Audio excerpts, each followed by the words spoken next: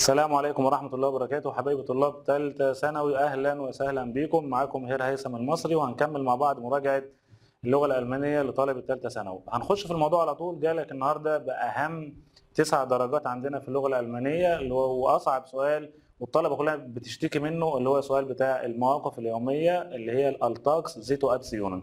مفيش طالب في ثالثة ثانوي طول السنة إلا ويجي يقول لك يا هير أنا عندي مشكلة في حل المواقف اليومية، ما بعرفش أحل السؤال بتاع المواقف اليومية.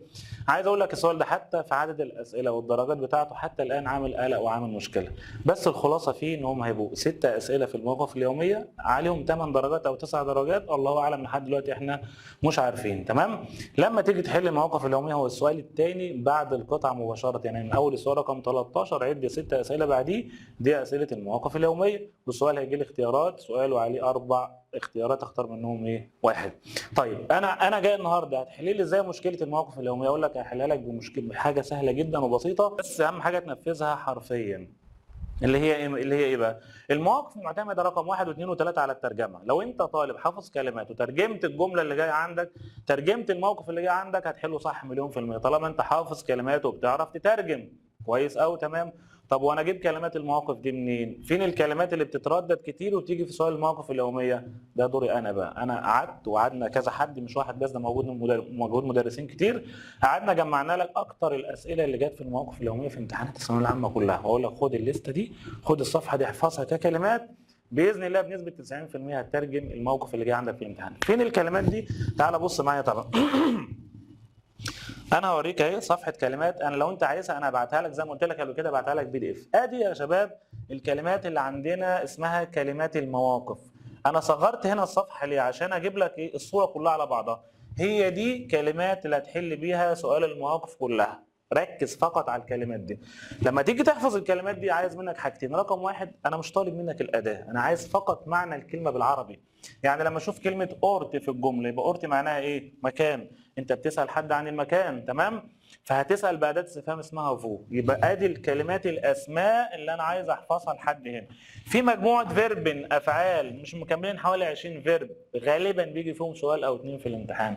في مجموعه صفات اهو من دول بس. في مجموعه تعبيرات، هي دي بس اللي انا هذاكرها واحفظها. لو انت حفظت الصفحه دي باذن الله هي دي الكلمات المفتاحيه اللي بتيجي في اسئله المواقف اليوميه. طب انت حفظتهم، انت مجهز نفسك، معاك ادواتك، مفيش كلمه هتيجي في الموقف الا لو عدت عليك قبل كده وانت حافظها.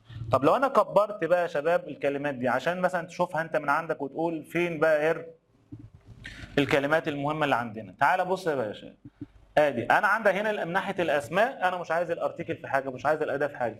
انا عايز لما اشوف كلمه اورت معناها ايه؟ مكان. كلمه فون اورت معناها مكان ايه؟ مكان السكن. تمام. اجيب لك انا برضو كده الايه عشان نعلم مع بعض احنا هنا. نعلم مع بعض على الكلمات المهمه اللي بتتكرر في ثالثه ثانوي، ونقول لك ايه اكتر حتى في الكلمات دي. في كلمات بتتكرر كتير عندنا في منهج ثالثه ثانوي، وتعالى نشوف مع بعض كلمه كلمه. كلمه اورت معناها ايه؟ معناها مكان. طيب فون اورت مكان السكن، يبقى اي كلمه اخرها اورت اورت اورت لما انا اجي اسال عنها الناحيه الثانيه اكيد هسال باداه استفهام اسمها فو. برافو عليك. بفندن من الكلمات الموجوده في ثالثه ثانوي. فاميلينشتان، فونش، فيهشت. تعالى في الاربع كلمات دول بيجوا في الافعال المنفصله، يعني الافعال الناقصه معلش، مودال فيربن. فيهشكايت القدره اختار فعل كونن، بفليشتن تختار فعل موسن، erlaubnis معناها السماح، اكتيفيتيت الانشطه، فور ليبي، التا، اورت سايت، بيجن، انفانج، فوخن، تاج. دي من كلمات ثالثه ثانوي. دور مهمه جدا جدا في كلمات ثالثه ثانوي، هي تسايت دور. اوفنونج في سايت مواعيد العمل، يعني شغال من امتى لامتى، المحل فاتح من الساعه كام للساعه كام. كلمه ترمين دي من اهم الكلمات اللي موجوده عندنا في ثالثه ثانوي. فير ابريدونج معناها برضو موعد.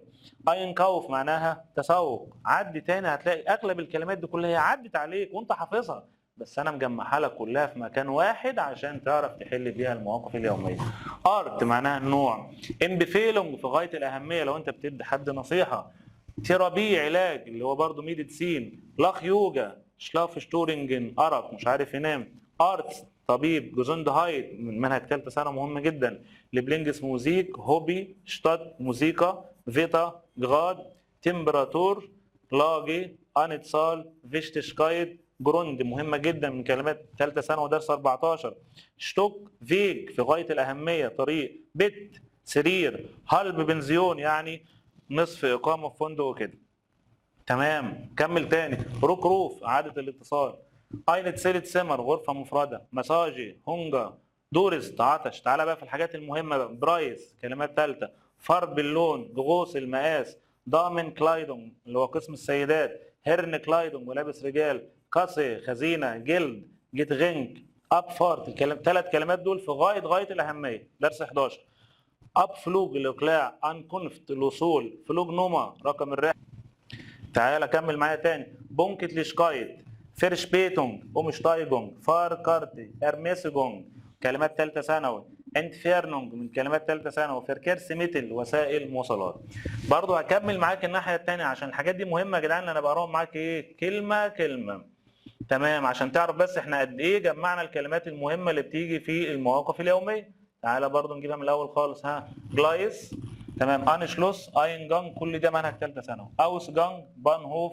فلوك هافن. شتاتسيون. شالتر. كيوسك. سايتونج. فلوجت سويج. امبس. فلوك تيكت. انفورماتسيون. اوسكونفت. فراجي. ستوديوم. بيروف. اورلاوب. هايتسونج. ليشت. فينستا. فيرنزيهر. اباغات. هوخت سايت. تمام. ايه تاني كمان؟ تعال نشوف. فيست. الاعياد اللي موجوده عندي في المانيا. فايناختن. سيلفستا. اوستن.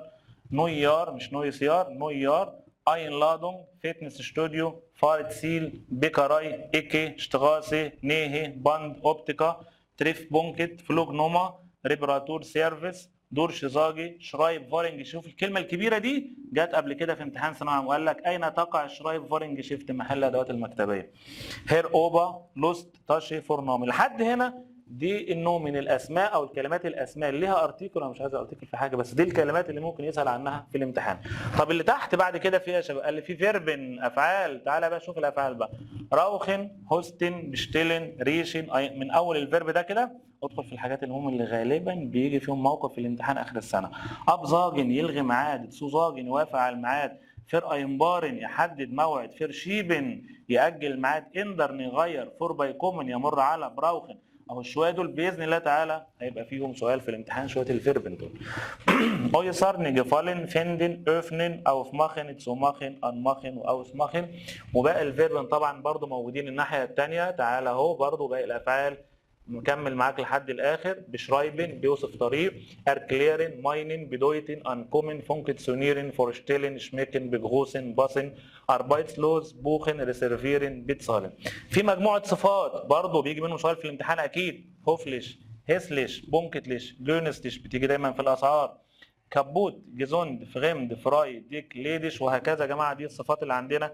اخر حاجه تحت خالص بقى برنس منك ليه تعبيرات. برضو شويه التعبيرات دول ان شاء الله تعالى باذن الله برضو بيجي فيهم سؤال لوحده. فين؟ واحد بيقول لي جوتي بيساغونج. يعني ايه جوتي بيساغونج؟ الف سلام عليك. يجي يقول لك هتقولها امتى؟ صاحبك عنده امتحان ولا مثلا صاحبك مريض يبقى صاحبي تعبان. فلو انا ترجمت التعبير هعرف اختاره امتى. فيليش باس وقت ممتع اقولها امتى؟ لما يكون رايح يشتري حاجه، مسافر بره، بيعمل رحله، بيعمل كذا. جراتوليري مبروك لما يكون عقبال عندك كده نجح فين؟ في الامتحان.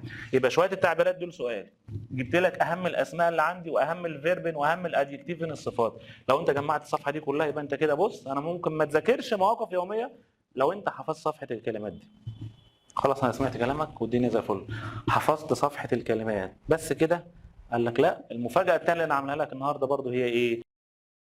تعال نشوف مع بعض اشهر 4 مواقف بيجوا في الامتحان كل سنه. اشهر 4 افكار فيك يا ثالثه ثانوي وكل سنه بيتكرروا في الامتحان. والكلام ده طبعا احنا لما تقعد تعمل استقراء الامتحانات كلها اللي جت قبل كده بتلاقي دايما الافكار دول بيتكرروا في اي امتحان. فانا عاوزك داخل الامتحان يعني متوقع الفكره من قبل ما تشوفها في الامتحان. فين بقى ال4 افكار دول اللي انت عمال تقول عليهم؟ اقول لك تعالى يا مان تعالى معايا. اول فكره عندنا ان شاء الله تعالى قدام سعادتك اهي. نبدا نكبر لك الخط عشان تركز معايا. تعالى. اول فكره عندي اهي ان هو ممكن يجيب لك سؤال في الامتحان على شكل ديالوج، على شكل محادثه. في 2 بيكلموا بعض. طب انا اعمل ايه في الحاله دي؟ قال لي ركز على الاسماء. لو في دكتور بيكلم المريض ركز كويس. الدكتور اسمه ايه والمريض اسمه ايه. مين اللي بينصح التاني؟ هل الدكتور اللي بينصح المريض ولا المريض اللي بينصح الدكتور؟ فلو جالي الموقف على شكل حوار ركز في الاسماء اللي في المحادثه اللي عندي. زي كده بيقول لك باي دكتور ماير، عنده الدكتور نفسه اسمه ايه؟ اسمه ماير. حلو قوي. تكمله الموقف بيقول لي دي ارتست الطبيب هات اندرو جيزاكت. قال لي اندرو، يبقى اندرو ده مين؟ الدكتور ولا المريض؟ ده اسم المريض. قال له ايه بقى الدكتور؟ زي زول نيشت لانج ام كمبيوتر اربايتن، ينبغي انك ما تشتغلش على الكمبيوتر كتير، انت مير باوزن ماخن، وتعمل بريك كتير. جه بعدها قال لك فاس فرشتيهست دو. انت فهمت ايه من الكلام اللي فوق ده؟ يبقى نركز على الاسماء. تعال نشوف الحاجات اللي موجوده عندنا ايه. بيقول لك رقم بيقول له ايه؟ اندرو هات فيبر اونت هوستن، اندرو عنده حمى وعنده كحه. طب ازاي ده؟ بيقول له ما تقعدش على الكمبيوتر. ايه علاقه الكمبيوتر بالكحه والحمى؟ يبقى ده اختيار مستبعد. ماير سهال ستوت ام في، رقبه ماير بتوجعه. بس احنا اتفقنا ان ماير ده اسم الدكتور، ينفع اقول للدكتور انت رقبته وجعاه؟ ما ينفعش. مايرس اوجن، خد بالك ان انا بستبعد بناء على الاسم اهو، ان مايرس اوجن عينين ماير وجعاه، فانا بقول له ما تقعدش على الكمبيوتر. ما ينفعش عشان ماير هو الدكتور. اخر واحده بقى، اندرو هات غوكن شمارتسين، اندرو عنده الم في الظهر. طبعا هي دي اللي صح. ليه؟ عشان مركز ان اندرو هو اسم المريض. طيب ما فهمتش الموقف ده، نجيب موقف تاني. وده كل ده جه في الامتحانات في النماذج اللي ظهر قبل كده. انطون حط نقطتين، يبقى انطون هو اللي بيتكلم، هو اللي بيقول الكلام اللي جاي. بيقول لك ايه بقى؟ فو است ماين فاتا، ابويا فين؟ فاوبا الجد رد عليه قال له فاس، بتقول ايه؟ دا ينفولا، القلم بتاعك دا ام شرانك، القلم بتاعك في الدولاب هناك اهو. فجه الواد انطون قال له ها ها ها، ضحك وقال له فيركلش اوبا، ايه يا جدو بتتكلم جد؟ داس هايست. الكلام ده معناه انت فهمت من الحوار ده؟ كل الناس اللي قاعده عرفت ان جده عينه ماله؟ ودانه وجعاه ومش سامع كويس. طب فين الكلام ده في الاختيارات؟ تعال نشوف. برضه بيلعب على حته الاسماء. دي هالس نازن اورين ارتست است ماين اوفا، ان دكتور الانف والاذن والحنجره هو عمي، هو جدي قصدي؟ لا طبعا. اوباس اورين ودان جده زند زي جروس، كبيره قوي، ما هي لو كبيره كان سمع الراجل. طب بص بقى هنا الغلطه بقى، انطونس اوغن تون في، ودان انطون بتوجعه موست سوم ارت تجين ولازم يروح للدكتور. لا، ما احنا قلنا ان مش انطون اللي ودان وجعه، امال جده طبعا. اخر واحده بقى اوبا الجد موس لازم تسوم هالس نازن اوغن ارت تجين، لازم يروح لدكتور انف واذن وحنجره. يبقى اكيد هي دي الاختيار السليم بناء على انك حددت الاسماء اللي فوق اللي موجوده في المحادثه، من المريض ومن العيان وهكذا. دي الفكره الاولى لو الموقف اللي جالك في الامتحان على شكل ديالوج. حلو قوي. طب هو لو حب يختار ديالوج يجي في الامتحان هيجيبه منين؟ اكيد من كتاب المدرسه. عشان كده انا عملت لك حاجه مهمه جدا جدا، ويا شباب يا اولاد يا حبايبي، الاسئله اللي قدام سعادتك اقرا كده، انا كاتب ايه فوق كده بعد اذنك كده، استاذنك تقرا انا كاتب ايه فوق اهو. مواقف على شكل حوار وردت كلها في كتاب المدرسه، مهمه جدا جدا. كل المواقف دي بفضل الله العبد لله هو اللي مطلعها كلها من كتاب المدرسه موقف موقف، وعملت لك عليها اسئله. وعلى فكره الثمان مواقف دول تقريبا لامين كل الديالوجات اللي جت في كتاب المدرسه كلها.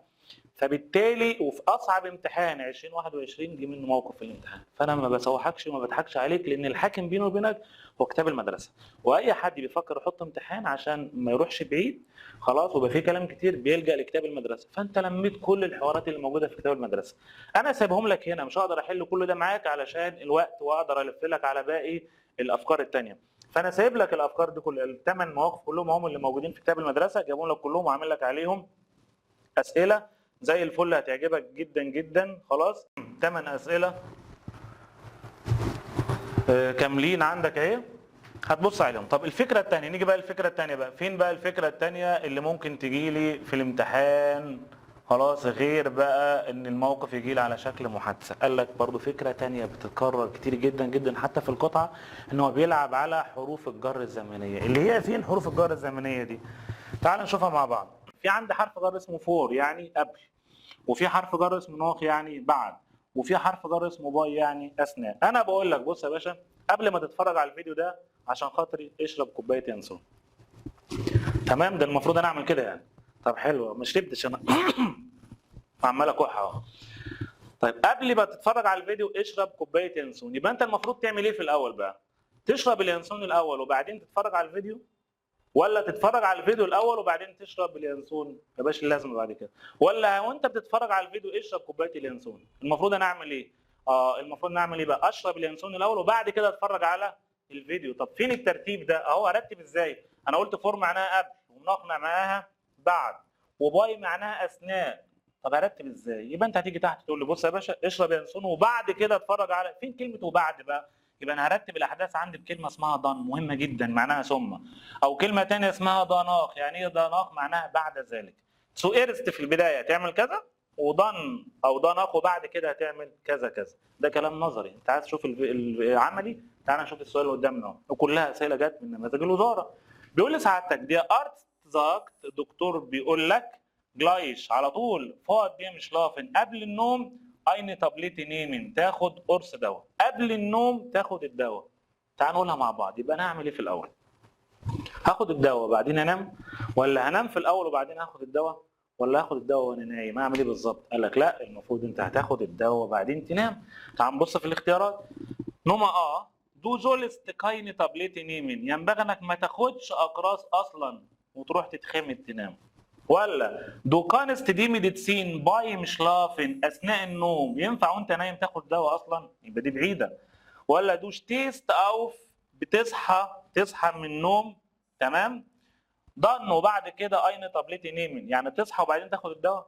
لا مش هي دي المقصوده. امال انت عايز ايه؟ دو زولست ميديكامنت، وخلي بالك هنا بيلعب بالكلمات. ميديكامنت اللي هو معناها دواء، هي كلمه ايه بقى؟ تابلت، هي ميديسين بنفس المعنى. يبقى دو زولست ميديكامنت نيمن تاخد الاقراص، تاخد الدواء، ضن وبعد كده تعمل ايه؟ شلافن. يبقى السر هنا في كلمه ايه؟ كلمه ضن. ما وصلش السؤال، ما فهمتش الفكره، تعال شوف مثال تاني. احنا على كل فكره بنشرحها بندي عليها مثالين عشان تثبت في دماغك. بيقول لك داين فويند حازم زارت، صاحبك حازم بيقول ماين موتا كاوفت دونر ستاكس، بتروح كل يوم خميس فور اير الاربايت قبل العمل بتاعها اين، تروح تتسوق او تشتري قبل الشغل. الست المجتهده دي بتروح قبل ما بتروح الشغل بتاعها، بتروح تشتري حاجاتها في الاول. يجي تحت يقول لك هي بتعمل ايه؟ بتروح الشغل وبعدين بتروح تشتري، ولا بتروح تشتري وبعدين تروح تشتغل؟ لا طبعا اللي هو ايه؟ بتشتري في الاول وبعدين تروح شغلها. الكلام ده فين؟ نوما اينس واحد واضحه ايه؟ نوما حازم سموطه مامة حازم كاوفت اين، بتروح تتسوق في الاول، ضن وبعد كده جيت سيت سو اربايت، تروح فين؟ بتروح الشغل بتاعها. يبقى دي هي اللي صح. طبعا الثلاثه التانيين هيبقوا بعيد وغلط طبعا. اكيد كل المدرسين وكل اصحابنا وكل الناس قالوا لكم انك برضو حاول تستبعد وانت بتحل في الامتحان. يعني استخدم سياسه الاستبعاد، ان انا اشوف الحاجه البعيده جدا واستبعدها في الاول، وبعدين احدد خياراتي ما بين كام اختيار، غالبا هيبقوا 2 بس. في الحاله دي يبقى اسهل لي ان انا اختار الاختيار السليم. دي الفكره الثانيه. اعيد تاني، الفكره الاولى كانت عن موقف على شكل حوار، الفكره الثانيه هيتكلم على حروف الجر الزمنيه قبل وبعد واثناء. طب الفكره الثالثه جميله جدا جدا جدا وهتعجبك قوي، وانا لامم لك فيها حاجات كتير. بص يعني مسكت لك المنهج كله وجمعت لك كله في مكان واحد بس. واللي بص في اسئله النماذج بتاعه الوزاره بتاعه السنه اللي فاتت واللي قبلها، لقى ان الفكره دي متكرره بكثافه في كل الامتحان. ازاي؟ تعال نشوف. هيجي يقول لك واحد عاوز اشتري حاجه، هيلاقيها فين؟ انا عايز اشتري دواء، اشتري الدواء منين؟ عايز اشتري عيش وخبز، الاقيه فين؟ عايز اشتري مثلا ملابس سيدات، الاقيها موجوده فين؟ عايز اشتري كره قدم، الاقيها موجوده فين؟ عايز اشتري طوابع بريده، الاقيها موجوده فين؟ فكل حاجه لازم اعرف هي مكانها فين او بيتباع فين. طبعا الكلام ده منتشر في المنهج كله على بعض، انا لميت لك المنهج كله في المربع ده بس. دي الفكره الثالثه. فو كاوفت او فو فيندت مان، اي الواحد يلاقي الحاجه دي موجوده فين. تعال نشوف هو عايز يشتري ايه. الاولى عندنا رقم واحد، الباشا عاوز يشتري ايه. تعال نغير اللون بقى عشان برضه انت يظهر معاك وايه وتعرف يبقى واضح واحنا بنعلم. تعال نشوف. بتقول لك اين بلوزه، انا هكبر عشان يبقى واضح للناس كلها. عاوزه تشتري بلوزه، كلايد، فستان، رك، الحاجات دي كلها موجوده فين؟ اكيد في قسم السيدات اللي هو ايه بقى؟ انديا ضامن كلايد، ملابس ايه؟ سيدات زي جود. طب واحده عاوزه تشتري كوزميتك، ادوات تجميل، موجوده فين؟ طبعا انديا دروجري. كلمه دروجري معناها محل ادوات تجميل. دي جت في نماذج الوزاره. واحد عاوز يشتري بلاي شتيفت، اقلام رصاص، انت بابير، ورق، اقلام رصاص وورق، اقلام موجوده فين؟ في الشرايب فارنج شيفت، معناها محل ادوات مكتبيه، في مكتبه بتبيع الاقلام والورق، الاقلام الرصاص. سبورت تاشي، عايز اشتري شنطه رياضيه. جوكينج ان تسوق او ترنج للجري، ده موجود فين؟ سبورت جيشيفت. سبورت جيشيفت معناها محل ادوات ايه؟ رياضيه. تمام. فلوك تيكت تذكرة طيران. تذكرة الطيران يا جماعة غالبا موجودة في حاجة اسمها، سيبك من المطار، خلي موجودة في حاجة اسمها الرايس بيغو. رايس بيغو يعني مكتب رحلات. طب لو جه قال لك واحد وقعت منه تذكرة الطيران وبيدور عليه، هو الراجل ده موجود فين حاليا دلوقتي؟ ده موجود في الفلوك هافن. يعني موجود فين يا باشا؟ موجود في المطار. برافو عليك. طب فار كارت، كلمة فار كارت معناها تذكرة سفر برية، وغالبا بتبقى تذكرة بتاع قطر يعني. يبقى الراجل ده هيشتريها منين؟ أي حاجة من دول صح. واحد موجود في البانهوف في محطة القطر، ممكن يشتريها من رايس بيغو، مكتب رحلات بيحجز بره تذاكر قطر، مفيش مشكلة. لا، ده الراجل ده في محطة جديدة معمولة عندنا جديد وفيها فار كارتن اوتومات، ماكينة للتذاكر، بيحط الفيزا بتاعته بيحجز دايركت ويطلع له على طول التذكرة على الفار كارتن اوتومات. لا، ده واقف على البانشتايج، ما هي ماكينة التذاكر بتبقى موجودة على البانشتايج. لا، التذكرة انا ممكن اشيلها او اشتريها من حاجة اسمها فار كارتن شالتر. كلمة شالتر معناها شباك ايه؟ شباك تذاكر. يبقى الفار كارت لو جه قال لك اشتريها منين، اي واحده من دول موجوده في الاختيارات هتبقى غشتش اجابه سليمه. انتريتس كارتن، ساعتك خلصت بقى امتحانات وبتاع وعايز تروح تروق على نفسك في السينما او في المسرح، هتشتري التذاكر منين بتاع المسرح او السينما؟ والفيلم بتاع العيد موجود فين؟ في الابن ديكاسي اللي هو شباك ايه؟ تذاكر. طيب ودي غالبا اهي ميديسين الدواء، ميديكامنت نفس الكلام اللي جت في الامتحان السنه اللي فاتت. عاوز اشتري اسبرين، موجود فين يا بيه؟ كلنا عارفين موجود في الانديا ابوتيكي في الصيدليه. طيب خبز، بغوت، بغوتشن، تمام، كوخن، جاتو، الحاجات دي كلها موجوده فين؟ في البيكاراي طبعا اللي هو معناها ايه؟ المخبز. الليبن سميت المواد الغذائيه موجوده فين؟ ام سوبر ماركت، في السوبر ماركت. سايتونج جات على فكره قبل كده في امتحان تقريبا في المنصه، قال لك عايز تشتري جورنان او سايت شريفت مجله، موجوده فين؟ كيوسك، موجوده فين يا باشا؟ في الكشك. تمام. ايه تاني كان؟ بريف ماركن طوابع، موجوده في البوست. طيب فو كان من بوشا كاوفن، لو انا عاوز اشتري كاوفت بوشا، اشتري كتب. شراء الكتب اشتريها منين؟ قال لي موجوده في حاجه اسمها بوخ هاندلونج، يعني محل لبيع الكتب. طب ايه الفرق بينها وبين اللي جاي؟ نجيب دي الناحيه كده عشان نشوف. فو لايت مان، طب لو انا عايز استعير كتب، انا عايز استلف في الكتاب اقراه في البيت وارجعه تاني، دي موجوده في حاجه اسمها بوشاراي. يبقى بوشاراي ده مكان لاعاره الكتب، مفيش مكان تقرا فيه، بتقرا في البيت وترجعه مره ثانيه. اخر واحده بقى فوليست مان بوشا، طب انا عايز مكان اقرا فيه، اخد الكتاب اقراه واسيبه مكانه. قال لي دي موجوده في حاجه اسمها بيبليوتيك، يعني مكتبه عامه. ده الفرق بين مكان بتشتري منه كتب، مكان بتستعير منه كتب، مكان بتقرا فيه الكتب. دي الفكره الثالثه اللي عندنا. بسرعه بسرعه تعالى مع الفكره الرابعه، الناس المستعجله على الفكره الرابعه تعالى، ودي فكره بس نحل الاول كده مثال او اتنين على الجزئيه دي عشان برضه ناكد الفكره بتاعتنا. بيقول لك ايه؟ دو بيست ان اينم جيشفت، انت موجود في محل وانت فراجست وبتسال فوكان ايش ديزي ارت فون كوزمتيك فيندن، الاقي النوع ده من ادوات التجميل فين؟ يبقى زي فيندن زي هتلاقيه موجود فين بقى؟ كوزمتيك ادوات تجميل موجوده فين؟ في الاينكاوف سيتل، ولا انديا منزا، ولا في شرايف فارنج شيفت، ولا انديا دروجاري مزايا؟ طبعا دروجاري اللي هو محل ادوات تجميل. في بعض البنات اللي بتسمعنا هتبقى عارفه ان مزايا ده اصلا دي براند بتاع ايه؟ ادوات ايه؟ تجميل. تمام. واحد تاني انكاوف هاوس موجود في متجر زاكت دي في الكويفر، البياع بيقول لك ماين دامن ايها السيدات دي شرايط فارنج زند ام اردجشوس، موجود في الدور الارضي. الادوات المكتبيه موجوده في الدور الارضي. داس بدويتت، الكلام ده معناه ايه؟ دو مش تستنوات كاوفن، سعادتك عاوز تشتري ايه؟ ادوات مكتبيه موجوده في الدور الارضي. يبقى كان عاوز تشتري اكيد اقلام رصاص وورق والكلام ده كله. يبقى انا لو استبعدت هتلاقي نفسك بتختار حاجه اسمها بلاي شتيفت، يعني اقلام رصاص، قمت بابير وايه؟ وورق.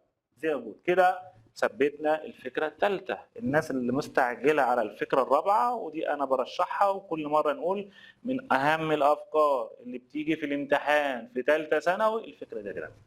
مفيش حد في اي مكان بيشرح الماني في ثالثه ثانوي الا هو بيرشح رقم واحد في اسئله الموقف اليوميه ان هيجي لي سؤال على ترمين. كلمه ترمين معناها موعد، ميعاد. قلنا 100 مره من اول السنه ان الميعاد ليه ثلاث حالات. كم حاله؟ ثلاثه. يا اما انك بتحدد ميعاد، او بتغير ميعاد، او بتلغي ميعاد. يا نحدد يا نغير يا ايه؟ يا نلغي. واحده منهم كل سنه بتتكرر في الامتحان، دي رقم واحد. لو انت ما لميتش مواقف يوميه في حاجات معينه اذاكرها ليله الامتحان، من ضمنها موضوع الترمين الموعد. انا هنا بدات معاك بالسهل، باسهل واحده فيهم. لو انت عايز تعمل ابزاجن للميعاد، كلمه ابزاجن عايز تعمل ايه؟ تلغي ميعاد. طب عايز مش هاجي لك الميعاد بتاعك، عايز الغي، اقول ايه بقى؟ ايش كان لايدا نيشت كومن. للاسف نيشت كومن يعني نيشت كلنا عارفينها، انا مش هقدر اجي، مش جاي، فيها نيشت ومعاها كومن، يبقى ايش كان لايدا نيشت كومن، للاسف انا مش هقدر اجي. ساعات يعمل العكس، بمعنى واحد بيقول لك انا مش هقدر اجي الحفله بتاعتك، مش هقدر اجي عيد الميلاد، يجي الناحيه الثانيه يقول لك كان بيعمل ايه؟ يا ترى كان بيعمل ابزاجن للميعاد بيلغي، ولا كان بيعمل اندرن بيغير، ولا فير اينبارن بيحدد ميعاد؟ لا، طالما مش جاي بيلغي، الغي بحاجه اسمها ابزاجن. وافتكر معايا ان الكلمات دي كلها موجوده في صفحه الكلمات اللي خدناها في الاول خالص، يبقى انت لو ذاكرتها في الاول هنا مجرد انك بتقرا بس. تاني واحده ودي اهم واحده، اعمل صوتها 2 صح اهو عشان دي اهم واحده بالنسبه لي. لو انت عايز تعمل فرشيبن للميعاد، كلمه فرشيبن يعني ياجل ميعاد، يزحزح الميعاد. لو انت مش عاجبك الميعاد بتاع النهارده الساعه 5 وعايز تيجي الساعه 7 بالليل، فانت عايز تعمل فرشيبن للميعاد، تاجل الميعاد. الكلام ده ان انت هتعمل ايه؟ قال هعمل اندرن. كلمه اندرن يعني بيغير الميعاد. فكل ما تشوف في ناحيه عاوز يعمل فرشيبن، الناحيه الثانيه اختار اندرن، ولو لقيت اندرن الناحيه الثانيه بعمل فرشيبن يعني بغير ايه؟ بغير الميعاد. تعال نشوف بقى. بس في كذا صيغه ممكن اغير بيها الميعاد، ودي اكتر واحده بتيجي في الموعد يا جماعه.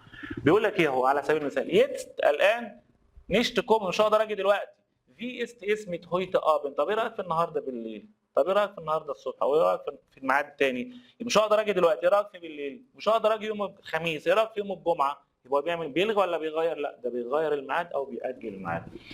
واحد بيقول لك ايش مثلا كان ايش دينتر مين اندر، ينفع اغير الميعاد، ده بيقولها وش على طول، ان هو لو كل ما اشوف اندر من الناحيه الثانيه اختار فايل اسمه فرشيبن. ام منطق جيتس باي مير نيشت، يوم الاثنين مش موافق معايا والله. في است اسمي ام زامستاج مثلا، ايه رايك في يوم السبت؟ يبقى هو برضه بيغير الميعاد او بيأجل الميعاد. او واحد يجي يقول لك ايش مشت نوين ترمين، انا محتاج ميعاد جديد. طب هو الميعاد الجديد ده كده بيغير؟ لان هو كان عنده ميعاد قديم قبل كده ودلوقتي عايز ميعاد جديد، يبقى بيعمل ايه في الميعاد؟ بيعمل اندرن او فرشيبن. اكتر واحده بتيجي في الامتحانات وجت في امتحان السنه اللي فاتت. ثالث واحده برضو مهمه جدا، لو انا عايز اعمل فير اين بارن. فير اين بارن عايز احدد الميعاد. لسه اول مره اتكلمنا وعايز تحجز معايا ميعاد، هتقول لي ايه؟ هتقول لي هير ايش براوخي اين ترمين، انا محتاج ميعاد. وركز فقط على الكلمات اللي معلمه انا بالاحمر دي. يعني هنا ركز على الفعل براوخن، يعني انا محتاج ميعاد. ما لقيتش الجمله دي، هاجي اقول لك هابن زي اينن ترمين فراي، عندك ميعاد فاضي؟ لو كلمه شاغل دي انا فاضي. هل لديك ميعاد فاضي؟ انت فاضي النهارده؟ يبقى انا بحدد ميعاد. طب انا عايز اقابل صاحبي، هنروح نقعد على القهوه ونتفرج على الماتش مع بعض، اقول له ولا كان ايش هويتي فور باي كومن، ينفع امر عليك؟ ينفع اعدي عليك النهارده؟ يبقى انا بالثلاث كلمات دول بعمل ايه؟ بحدد ميعاد. بحفظ الثلاثه، براوخي فراي فور باي كومن، براوخي فراي فور باي كومن. ولو عمل العكس في الامتحان ما تنساش دي. واحد بيقول لك هابن زي اين ترمين فراي، عندك ميعاد فاضي؟ الناحيه الثانيه كان بيعمل ايه؟ تقول له بيحدد. المشكله في ايه بقى؟ انا عارف دماغ الناس اللي قاعده قدامي. بيجي في الامتحان الغلبان المسكين يتلخبط ما بين كلمه فرشيبن وفير اينبار. دي اولها فر ودي اولها فر، والباشا دماغه في الامتحان بتعمل ايه؟ بتفر منه خالص وبيتلخبط ما بين دي. يا باشا دي اسمها فرشي، فيها اس تسيها في النص، فرشي ترشي. عايز تغير الميعاد فرشي، يبقى فرشيبن بيغير الميعاد بيأجله، انما فر اينبارن بيحدد ميعاد. ده اكتر موقف تقدر تاكد عليه ان هو كل سنه بيتكرر فين؟ في الامتحان. تعال نطبق يلا، عشان انا عارف انت مزنوق وما عندكش وقت وايه مش عايز رغي كتير. ادخل معايا على السؤال ده، وكل ده جه في النماذج وجه في امتحانات الوزاره. هير فيبا هويتي كان كلارا نيشت كومن، كلارا مش هتقدر تيجي النهارده. وانت ايري هاغش نايدن عشان تقص شعرها. ابا داس جيت نوا مورجن ام ابند، لكن ده يناسبها بكره بالليل ان شاء الله. مش هتقدر تيجي النهارده، ينفع معاه بكره بالليل؟ ده بيعمل ايه في الميعاد؟ اكيد بيغير ميعاد. برافو. هنا فاس بدويت الداس، يعني الكلام ده معناه ايه؟ ادور بقى على كلمه يغير ميعاد لو انا بحل بسرعه. هير فيبر فير كلارس ترمين بايم فريزو او في مورجن فرشيبن، عايز اجل الميعاد بتاعها لبكره. صح على طول. انت سعادتك حافظ فرشيبن يعني يؤجل. حافظ مثلا انت نيشت كومن يعني مش هيقدر يجي ويلغي. حافظ ابزاجن برضو معناه ان هو بيلغي، يبقى انا اركز على كلمه اسمها فرشيبن. وده اهو من تجربه 2021. موقف تاني، فيرما فودافون هات فراو ماير انجروفن، الشركه بتاع فودافون اتصلت بفراو ماير und hat sie morgen zu einem Vorstellungsgespräch eingeladen، ودعتها لمحادله قعده تعارف هتعمل معاها انترفيو. يبقى الشركه بتعمل ايه معاها؟ بتحدد لها ميعاد ولا بتلغي الميعاد ولا بتاجل؟ اكيد بتحدد لها ميعاد. هنا فير اين بارت جايبها في التصريف الثالث، الفعل فير اين بارن هنا جاي في البارتيسيب بيرفكت، يبقى اسمه فير اين بارت يعني عملت ايه؟ حددت معاها ميعاد. نيجي للسؤال ده، عامل قلق، عامل قلق ما فيش طالب خده الا بيحله غلط. ليه؟ لان هو بيستعجل في الحل. تعال نجرب مع بعض. دي ماسويرين انتيفورتد، اخصائيه المساج او التدليك ردت عليه قالت له ايه؟ شوف هي اللي ردت عليه قالت له ايه؟ مال زين. طب سيبنا نشوف كده. يا ام فرايتاج ام 6 اور جيت اس. يوم الجمعه الساعه 6 مناسب ملائم. يبقى انت كنت بتقول لها ايه في السؤال؟ هو انت قلت لها ايه علشان الست دي قالت لك طب سيبنا نشوف كده يوم الجمعه شغال مناسب معاك. تعال نجرب نعمل احتمالات. رقم دي عشان الناس اللي بتاخد بالشكل الساعه 6 الساعه 6 يبقى الساعه 6 مش شرط. ينفع انت تقول لها جيتس هويتي، ينفع النهارده الساعه 6 ايش هابا هويتي سايت، انا عندي ميعاد النهارده، انا عندي وقت النهارده، فهي تقول لك يوم الجمعه يمشي؟ لا طبعا، انت بتقول لها النهارده وهي بتقول لك يوم الجمعه، يبقى ما تنفعش. ينفع انت تقول لها ام فرايتاج يوم الجمعه كنت ايش هويتي، يبقى ينفع اجي النهارده؟ فهي تقول لك طب سيبنا نشوف يوم الجمعه مناسب، برضه بعيده مش هتنفع. انا بفكر بدماغك اهو. بسط دي غوكن مساج ام فرايتاج نيشت، هو انت مش مناسبك يوم الجمعه؟ ينفع تقول لها كده؟ هو انت مش مناسبك يوم الجمعه؟ فهي تيجي تقول لك يوم الجمعه كويس؟ لا ما ينفعش طبعا. امال الاختيار الصح هيبقى كنت ايش اقدر انا دين مساج ترمين او فرايتاج فرشيبن، ينفع اجل الميعاد بتاع التدليك ده بتاع المساج ده ليوم الجمعه؟ فهي جت قالت لك طب سيبنا نشوف كده يوم الجمعه الساعه 6 شغال. طبعا هي دي الاجابه السليمه الصحيحه. برضو الموضوع معتمد على الفورد شاتس، الناس اللي حافظه كلمات وهتترجم. في هنا بقى اسئله مباشره خالص، يعني مجرد انك تبص على السؤال تحله على طول. بيقول لي سعادتك دو فيلست ديان ترمين ابزاجر، انت عاوز تلغي الميعاد، واضح اصلا عايز تلغي الميعاد. طب الغي مين فيهم؟ انا سامع كل الناس اللي قاعده قالت لك ايش كان نشت كومنت. صح طبعا، برافو عليك. ايش كان يتست دوخ نشت كومنت، مش هقدر اجي دلوقتي. في اس تي اسمه هويت، ايه رايك في النهارده بالليل؟ بيعمل ايه؟ مش هقدر اجي دلوقتي بالليل، ده بيغير ميعاد. الاثنين تحت بعض، انا بفكر اوعى ايدك هتتمد، حاسب ايه، ارجع تاني. فير اينبارن يحدد، ما تاكلش معانا. امال انا عايز فرشيبن يعني بيعمل ايه؟ بيأجل الميعاد. كده انا اكدت لك على 4 افكار بيتكرروا في المواقف اليوميه في نص دقيقه بالظبط. موقف على شكل حوار ما تنساش، حروف الجر الزمنيه قبل وبعد واثناء ما تنساش، بيسأل على حاجه عاوز اشتريها مكانها موجود فين. رقم 4 يحدد ويغير ويلغي ميعاد. واحده من 4 ان شاء الله يبقى فيها سؤال في الامتحان. تمام؟ طب فين باقي منهج المواقف اليوميه؟ انت كده قلت لي اشهر 4 مواقف، طب باقي المنهج فين؟ لا ما تقلقش، انا مش سايب لك حاجه، انا حتى المواقف التراكميه بتاع اولى وثانيه ثانوي جايبها لك. هنا برضو عملت لك حاجه كويسه جدا، جبت لك بقى كل وحده لوحدها، كل فكره لوحدها جوه مربع واحد بس. كلمه كرانك هايت يعني المرض، فين اسئله المرض الخاصه بالمواقف اليوميه؟ تعال نقولهم مع بعض في السريع كده. زي فراج الناخ دي بفندن، انت اللي بتسال عن البفندن. مين فاكر كلمه بفندن يعني ايه؟ معناها الحال، انت اللي بتسال عن الحال. او بسال عن الجزوند هايت. طب انا هذاكر الموقف ده ازاي مع كل المواقف اللي جايه؟ بتركز على الكلمه اللي احنا بنسال عنها، انت بتسال عن. تمام؟ طب الكلمات دي موجوده فين؟ هفكرك، كانت موجوده في الصفحه الاولى، انت طبيعي كده كده حافظها. انت بتسال حد عن البفندن او الجزوند هايت، هتقول له ايه؟ اقول له في جيتس دي كيف حالك. ولما جت في امتحان السنه اللي فاتت انت بتسال عن حال المدرس بتاعك، فلازم في شويه احترام بقى، نقول له ايه؟ في جيتس اينن، يعني ايه اينن؟ كيف حال حضرتك. برافو عليك. زي فراج النخ دي ميديسين، تسال عن الدواء، انت في حاجه وجعاك ورايح الصيدليه تقول له انا عايز حاجه تساعدني ضد الالم والصداع اللي عندك، تقول له ايه؟ فاس هيلفت جيجن، ماذا يساعد ضد، وتقول اسم المرض اللي بعدها. تمام؟ انت بتسال حد عن الشميغتسن، الالام، ايه الوجع اللي عندك؟ ايه اللي وجعك؟ سؤال مشهور جدا خدناه في درس 10. فاس تود في، ايه ماذا يؤلمك؟ مش عاجبك السؤال ده؟ فاس هاست دو دين، ماذا لديك؟ انت عندك ايه يا باشا؟ او بتساله عن حاجه اسمها كوربر ليش بفندن، جت في نماذج الوزاره وجت في امتحان 2021. كوربر يعني جسد، كوربر ليش بفندن بتساله عن الحاله الجسديه بتاعته. عايز اقول له ماذا يؤلمك؟ ايه اللي وجعك؟ يبقى فاس تود في او فاس هاست دو. تمام. صاحبك بيقول لك بيسالك بيقول لك فاس هاست دو، هو اللي بيسالك عندك ايه يا ولا؟ الناحيه الثانيه قال له ايش هوستي؟ بعمل ايه؟ بكح كده. او ايش هاب، انا عندي كوب شمالتسن، عندي صداع، او اي حاجه موجوده في الاختيارات صح. تمام. ده مهم جدا يا جماعه، هنا بنعلم عن الحاجات المهمه اللي بتكرر كتير في الامتحان. داين في غوين، صاحبك است كرانك، صاحبك مريض، صاحبك هات جريب، عنده انفلونزا، صاحبك عنده شميغتسن، عنده الام، عنده مغص، عنده صداع، عنده اي وجع. الناحيه الثانيه اقول له ايه حبيبي جوتي بيساغونج. يعني ايه جوتي بيساغونج؟ الف سلامه عليك. او اوه توت مي اللايد يعني يؤسفني ذلك. او عايز تريح دماغك ولا جيت سوم ارتس تروح لمين؟ تروح للدكتور. او تطبطب عليه وتقول له اوه زي تيتا ما بتعملها كده في البيت، اوه دير ارم يا غلبان يا مسكين هو ما فيش غيرك ويا حبيبي والكلام ده، اسمها اوه دير ارم يعني يا غلبان يا مسكين. يمند هات غوكن شماوتسين، واحد عنده الم في الظهر. دي برضو من الحاجات المهمه يا شباب جدا جدا، بتكرر كتير.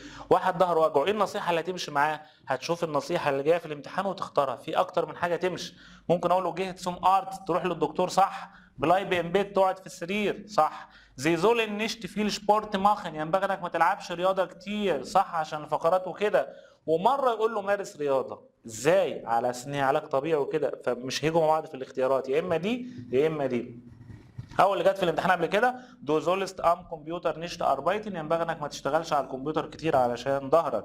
يماند است ديك، واحد تخين سمين، ايه نصيحتك ليه؟ جيهش بتصير اتمشى شويه.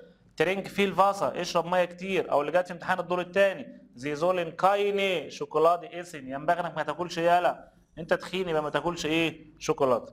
طبعا يماند هات شلاف شتورنجن، واحد عنده ارق يا رجاله مش عارف ينام، قال له الامتحان بتاع الالماني بعد بكره ركابيه بتخبط ومش عارف ينام، فانت عاوز تهديه تقول له ولا اللي بيسهرك هي القهوه، فعشان خاطري ترينك كاينين كافيه، ما تشربش ايه قهوه.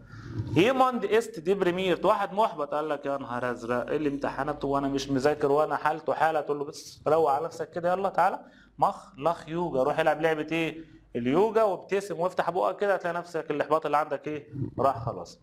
هنا مهمه برضو الناس الشاطره جدا اللي بتركزها معانا الحته دي مهمه. زي جيبن، جيبن يعني ايه؟ انت بتدي لحد راتشلاج نصيحه، امبفيلونج بتدي، انت اللي بتديه نصيحه تقول له ايه دو انت اللي هناك زولست ينبغي انك تعمل كذا كذا كذا. هنا يجي يقول لك زي او دو ريتست، انت بتنصح حد يبقى تقول له دو زولست. طب احنا عكسنا الايه وقلنا زي بيتن، انت اللي بتطلب النصيحه، يبقى الناحيه الثانيه هتسال وتقول له فاس زول ايش ماخن، ماذا ينبغي ان افعل، اعمل انا ايه؟ ده لو انا اللي بطلب نصيحه. اخر حاجه عندي في الجدول ده ايري اوجن تون في، عينيك وجعاك يبقى انت مش قادر تعمل ايه؟ ايش كان نشت جود زين مش قادر اشوف. طيب ماين اوغن تون في، وداني وجعاني يبقى ايش كان نشت هورن مش قادر اسمع. تمام. طيب اللي بعدها اتحركت يا جماعه الشاشه مش عارف اتحركت ازاي، حلو والله اكتشفناها النهارده. ماشي اورن قلنا ودانك وجعاك يبقى انت مش قادر هورن يعني تسمع. ايري فوسي تون في، رجليك الاثنين وجعاك يبقى ايش كان نيش كلاوفن مش قادر اجري، او تسور اربايت جي مش قادر اروح الشغل بتاعي. ده مواقف المرض غالبا هيجي لك فيها سؤال في الامتحان، هديك امثله وبسرعه انا عايز الحق عشان احل معاك اكبر قدر ممكن. دو فراجست اينن فرويند ناخ زاينن بفندن، تسال صاحبك عن الحال. مين فاكر السؤال كان ايه؟ كيف حالك؟ يبقى في جيتس دي، برافو عليك. انت بتسال صاحبك عن الميديسين الدواء، او رايح الصيدليه بتسال عن الدواء هتقول ايه؟ فاس هيلفت جيجن، ماذا يساعد ضد، برافو. تمام. اللي بعدها لاخن است جيزوند، واحد بيقول لك الضحك ده حاجه مفيده للصحه، يبقى انت كنت بتقول له في السؤال، كنت بقول له السؤال الجميل ده في فيندست دو لاخ يوجا، ايه رايك في اليوجا بتاع الضحك دي؟ فقال لك الضحك حاجه ايه صحيه. داين فويند است كرانك، صاحبك مريض هتدعي له تقول له ايه؟ جوتي بيسغم، برافو عليك. واحد بيقول لك ايش كان نشت جود ذهن انا مش شايف كويس، يبقى اللي وجعه سامعك بتقول داين اوجن، عينيه وجعاه اكيد. داين فويندن زاب، صاحبتك بتقول لك ماين فاتر هات غوكن شماتسن، عنده الم في الظهر. البس انت البط الابيض بتاعك وتقمص دور الطبيب، هتقول له ايه؟ تقول له تعالى هنا دان زول ايه في السبورت ماخن، ينبغي ان هو يمارس رياضه كتيره، برافو. اللي بعده اهو اصعب امتحان 2021 كلنا فاكرين. داس كيند دايناش فيستا زاكت، ابن اختك بيقول لك جاي يقول لك يا خالو يا خالو مالك يا داس زند ماين اوجن، دي عينيا تمام، ماين نازي وده مناخيري، ما انت ماين موند وده بقي، هتقول له ايه؟ الواد جاي يقول لك انا عرفت ان دي اسمها عين ودي مناخير ودي بق، هتقول له ايه؟ جفيستا تودي نازي تامر في، يا اختي هو الواد تامر ده مناخيره وجعاه؟ لا طبعا، الاختيار السليم هيبقى زي جود، هنسقف له زي جود، برافو عليك. دو هاست دي كوربر تايلي جود جلارنت، انت كده اتعلمت اجزاء ايه؟ جسم الانسان بالالماني، برافو عليك. نعدي برضو سريعا تاني. دايناموتا دو انت ومامتك زايد باي ديار سبريش شتوندي، موجود في استشاره باي ام ارتست عند الدكتور. und sprichst über das körperliche Befinden وبتكلم عن الحالة الجسدية بتاع مين؟ بتاع مامتك. هنا خاص بضمائر الملكية. عايز اقول راسها بتوجعها، راسها هي، يبقى نقول ايه في الاختيار؟ ايركوب في دماغها تو تاج اونت ناخت شون في بتوجعها ليل وايه؟ ليل ونهار. دو فراجست اينن فرويند ناخ زاينن بفندن بتسال صح، دي مهمه جدا يا جماعه، ركز بقى في دي عشان جه شبهها في امتحان السنه اللي فاتت. انت بتسال صاحبك عن حاله. بص هنا في التكمله قال لك ايه؟ فيلش فراجي است فالش، انهي سؤال اللي خطا؟ ودي كنا جبناها واحنا بنشرح القطع زمان. انهي اجابه اللي غلط؟ ايه ده؟ مش عايز الصح، لا هو عايز الاجابه الغلط، او ايه الاجابه اللي مش مناسبه. في جيتس دي كيف حالك؟ طب ما دي بسال بيها عن الحال، ايه المشكله يعني؟ بيس دويت بيسا، هل انت حالك دلوقتي احسن؟ ما هتمشي عن الحال برضه. تو داين هالس نوغ في، ايه ده؟ هي رقبتك لسه وجعاك؟ ما دي مش صح برضه. يبقى الاجابه اللي مش مناسبه هتبقى ايه؟ في فيندس تدو دي مساج، ايه رايك في المساج او التدليل؟ دي طبعا اجابه مالهاش علاقه بالحال، فانا بختار الاجابه الخطا دي اللي تهمني، بختار الاجابه اللي مش مناسبه. ده اول جزئيه عندي اللي هي كان درس 10 اللي بيتكلم عن كرانك هايت. عدي تاني، ايه تاني يا جماعه كمان مهم عندنا؟ المناسبات والاعياد، برضو دي من الحاجات المهمه جدا والسهله الجميله اللي مضمونه ان شاء الله في الامتحان. في عندي 3 اعياد في المانيا. زمان ايام ما كانت الامتحان كلها بتيجي سهله جدا وهترجع تاني السنه دي ان شاء الله باذن الله، كان دايما يجيب لي في الاعياد ال3 سؤال في الامتحان، فعشان خاطري ركز فيهم. صاحبك بيحتفل بالفايناختن الكريسماس اللي هو يوم 25 ديسمبر، هتقول له ايه؟ اجيب نفس العيد الناحيه الثانيه، هو فايناختن كريسماس بس قبلها كلمه فغوه، يبقى فغوه فايناختن يعني عيد كريسماس سعيد، او اقول له فغوهس فيست عيد سعيد، تمشي مع اي عيد في الدنيا اقول له فغوهس فيست، او اليس جوت اتمنى لك كل ايه؟ كل الخير. طب لو بيحتفل بالاوستر عيد القيامه، نفس الكلام، فغوه او شوني اوستر عيد قيامه سعيد، او اليس جوت. طب دي مهمه بقى، لو بيحتفل بقى بالنيو يار السنه الجديده اللي هو اسمه ايه؟ سيلفستر راس السنه، الناحيه الثانيه اقول له ايه؟ جوتس اين جوتس نويس يار يعني سنه جديده سعيده، او اليس جوتي برضه تمشي مع اي عيد. هنا دي انا مجمع لك فيها شويه حاجات حلوين. شخص ما عنده جيبورت ستاج عيد ميلاد، اللي هي لها اسم تاني اسمه ليبن سيار اللي هو سنه من سن عمره. عنده حفل زفاف، بيتجوز كده عقبال عندك، الناحيه الثانيه نقول له ايه؟ اليس جوت اتمنى لك كل الخير. او الكلمه الصغيره الجميله دي اسمها هارت سيليشن كلوك فونش، هارت سيليشن كلوك فونش يعني مع امنيات القلبيه. طب ده احفظ كلها دي ازاي؟ انا مركز هنا على حرفين، حرف الهاء وحرف الجي. اتش جي، اتش جي دي معناها هارت سيليشن كلوك فونش يعني مع اطيب الامنيات لاي حد عنده حاجه كويسه. برافو عليك. شوف الثلاثه دول في غايه الاهميه يا جماعه، المواقف مش جايبينها كده اعتباطا، مش عشوائي الشغل يعني. احنا مجمعين كل الافكار اللي جت في الامتحانات في مكان واحد بس عشان نوفر عليك مجهود. بمعنى هنا اهو داين بجود اخوك او اي حد مثلا هات اينن فورر شاين جماخت حصل على رخصه قياده، او يمند هات دي بروفنج بشتاندن نجح في الامتحان عقبال عندك ان شاء الله، او واحد خدت سيرتيفيكات شهاده، الناحيه الثانيه نقول له ايه؟ جراتوليري. يعني ايه جراتوليري؟ مبروك يا معلم. طب فرق بين واحد نجح في الامتحان وواحد يمند هات اين بروفنج لسه بكره زيك كده ان شاء الله عنده امتحان. انا لما اجي ادعي لك بالامانه اقول لك ايه؟ فيل ايرفولج. يعني ايه فيل ايرفولج؟ يعني بالتوفيق، ده لسه عنده امتحان. لما تنجح باذن الله وكلكم هتنجحوا في اخر السنه اقول لك ايه بقى؟ جراتوليري جراتوليري جراتوليري. يمند جيت ان سكين، واحد بيعمل حاجه انا بسميها حاجه تافهه، حاجه هايفه زيه كده في الايام دي، سايب الامتحانات وجيت انسكينو رايح السينما تياتر مسرح فليكت او فيرت انس او سلاند مسافر بره مخت اين بارت بيعمل حفله بيعمل اورلاو رايح يشتري حاجات في الوقت اللي احنا فيه ده، الناحيه الثانيه له فيلش باص الله يسهل لك يا اسطى والعه معاك الله يسهل لك خاربها انت. يبقى فيلش باص دي معناها ايه؟ وقت ممتع. تمام. يمن دهات اين غايزي مخت، واحد عمل رحله ما قاليش غير بعد ما رجع، ولا انا كنت في شرم قعدت اسبوع، فانا ايه ده انت خلصت؟ طيب الناحيه الثانيه هنا اللي تحت دي لو هو بقى هات اين رايزنج مخت عمل الرحله خلاص، فالناحيه الثانيه اقول له في فارزي كيف كانت رحلتك؟ فاس هات دير دورت جفارن، هو ايه اللي عجبك هناك؟ عشان هو خلص الرحله ورجع. لو لسه مسافر بكره فاقول له بقى الناحيه الثانيه جوتي غايزي رحله سعيده، او جوتي الفلوج لو هو مسافر بطياره رحله طيران ايه؟ سعيده. تمام. دايم بغوضه جيت انسبت رايح للسرير، يبقى الناحيه الثانيه جوتي نخت او شلاف جود. هنا بقى هنا هنعلم على دي 35 و36. والسنه اللي فاتت قلنا للطلبه كلها علموا عليهم عشان مهمين وبفضل الله اجيب منهم واحده في الامتحان، لازم السنه دي اعيد نفس الكلام.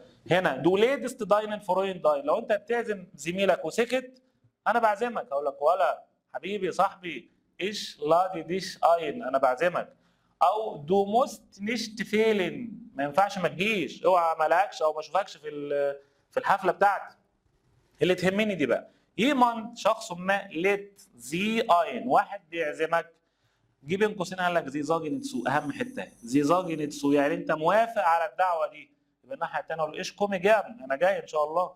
طيب هنا زي دانكن اينم فرويد، بتشكر صاحبك على الدعوه، الناحيه الثانيه اقول له فيلين دانك، اهم حاجه ركز على كلمه لو هو عزمك وانت موافق.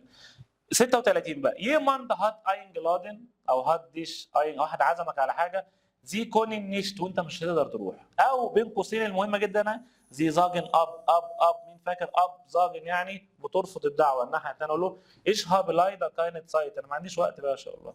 او ايش كان نيشت كومن، والله مش هقدر اجي. داس جيت نيشت مش هينفع والله. يبقى في الثلاث حاجات دول انا بعمل ايه؟ بعمل اب زاجن، يعني اب زاجن برفض الدعوه دي.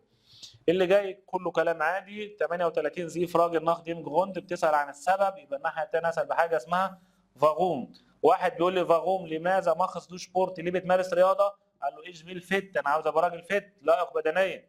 واحد يقول لي فاغوم شبيلز دو نيشت، ليه ما بتلعبش كره قدم؟ طب انت هتقول له انت مالك، معلش سيب الاجابه دي، اختار دي بقى، ايش فيل نيشت زو فيل لاوف، لان انا راجل كسول ما بحبش ايه؟ ما بحبش اجري كتير. دي كانت مواقف اللي هي بتاع درس 14. هجيب لك عليها هنا اسئله كتيره جدا وسهله جدا، ممكن نحلها مع بعض بكل بساطه وسهوله. يلا يا بيبي. صاحبك بيحتفل بالفاينختن الكريسماس، يبقى فغوهي فاينختن. صاحبك بيحتفل بالسلفستر راس السنه، يبقى اين جود سنويس يار. هارت سيليشن كلوك فونش، مع اطيب الامنيات. دو است ام ريستوران، تاكل في مطعم؟ لا طبعا. داين فرويند، صاحبتك بتحتفل بالهوخت سايت حفل زفاف؟ طبعا اكيد. في الاير فولك بالتوفيق، ده امتى ده؟ واحد عنده ايه؟ برافو. هات اين بروفنج عنده ايه؟ امتحان زي جود، ماشي. داين فرويند هات جيبورت ستاب، صاحبك عنده عيد ميلاد، ينفع اقول له فرويس فيست؟ ليه يا راجل، هو عيد الدوله كلها؟ هو عيد الناس كلها؟ لا طبعا. اليس جود، اتمنى لك كل الخير. تمام. داين فرويند جيت انستي، رايح المسرح، بيعمل حاجه هايفه في الايام دي وقت الامتحانات، اقول له خد ياض رايح فين ياض؟ في باص، يعني وقت ايه؟ ممتع. داين بغوضه هات ديش زاينن فورر شاين بكومن، او هات انجلش، عشان دي مكتوبه غلط. رقم 28 هنبدا من 28. داين بغوضه هات انجلش، اخيرا زاينن فورر شاين بكومن، اخيرا حصل على الرخصه بتاعته. يبقى الناحيه الثانيه هنقول له ايه طبعا؟ ايه ايش جراتوليري دير، انا بهنيك يا ابني على الخطوه الجميله دي. شلاف جوت نوما هنيئا، يبقى رايح جيت انسبت، رايح للسرير. تمام. اللي بعده داين طنط فايرت مورجن هوخت سايت، هتحتفل ب حفل زفافها، يبقى الناحيه الثانيه اقول لها جراتوليري مبروك. يا فويند فليكت ام اورلاوب انس اوسلاند، صاحبك مسافر في الاجازه للخارج، اقول له الله يسهل لك، يبقى فيلش باص. دو زاجست اينا اينلادونج، دي مهمه بقى. دو زاجست دعوه تسو زاجن، يعني انت موافق على الدعوه، طالما انت وافقت وقابل الدعوه يا سلام، ده على عيني والله، ايش كومي جابنا، انا جاي بكل حب بكل ود بكل سرور. تمام. اللي بعده حاجه ثانيه، تعالى نشوف الموقف الجميل ده. بيقول ايه الموقف ده يا جدعان بقى؟ بيقول لسعادتك اين فويند ليت ديش تسو جيبورت ستاك بارت اين دو زاجستاب، وانت بترفض الدعوه دي، يبقى الناحيه الثانيه اقول له ايه؟ طبعا واضحه وجميله. توت من لايت ايش كان نيشت كومن، انا مش هقدر اجي. فراو منى است زيا سبورتلش، فراو منى ست رياضيه. ايها مان است ابا ديك، لكن جوزها راجل تخين. ده اهو سؤال فيه تنمر يا جماعه، الرجاله اهو. هي ست رياضيه وجوزها ماله؟ تخين. فيل فيت اونت سبورتلش زاين، وعايز الراجل بيحاول بيعمل يعني بيسعى اهو، بيسعى عايز يبقى راجل رياضي. هنقول له ايه؟ انت هتنصحه تقول له ايه؟ فراو داليا است جانس ديك، ان فراو داليا تخينه جدا، احنا مالنا ومال فراو داليا. يا مان است زير سبورتلش، الراجل جوزها ده راجل رياضي؟ ما حصلش لسه. يرمان زول زيش ام فيتنس ستوديو ان ميدن، لازم يروح يسجل في صاله العاب لياقه بدنيه طبعا، امال ايه؟ لازم تروح تسجل وتروح الجيم. داين فويند كومت اوس اين غايزت سوق، صاحبك رجع من الرحله، اساله ولا الرحله كانت عامله ازاي؟ تمام. هويت است ديا ارستيانوا فاس فيرشيت دو داينم فويند، النهارده هو 1 الاول من يناير، سنه جديده، يبقى اين جوتس نويس يار، سنه جديده سعيده عليك وعلى الناس كلها. 37 صاحبك فراغ تديش بيسالك بيقول لك فاغون كومس دو هويت تسول هوخت سايت نيشت. انت ليه مش جاي الهوخت سايت؟ ليه؟ فاغوم يعني لماذا؟ ليه مش جاي حفل الزفاف بتاعي؟ اديني سبب. الناحيه الثانيه انا بصيت في الاختيارات قال له ايش مش ماين كيندا كومر، انا لازم اهتم بايه؟ عندي اطفال صغيرين قاعدين لوحدهم فانا لازم اهتم بيهم، يبقى انا كده دورت له على ايه؟ على سبب. دي من الحاجات السهله الجميله اللي عندنا. الفكره اللي بعدها انا مرقم لك هنا الجداول عشان تعرف ايه كل جدول من دول فيه فكره او فيه درس معين يا جماعه احنا بنشتغل عليه. دراسه ثمر الغرفه والحجره، كلنا فاكرين القصه السهله دي، ولا الجو حر خلاص افتح الشباك، الجو برد خلاص اقفل الشباك، شغل النور، اطفي النور، بيتي من فضلك ماخن زي ده فينستر تسو. واحد بيقول لك اقفل الشباك او شغل الدفايه، يبقى الجو الناحيه الثانيه كان عامل ازاي؟ قلط طبعا.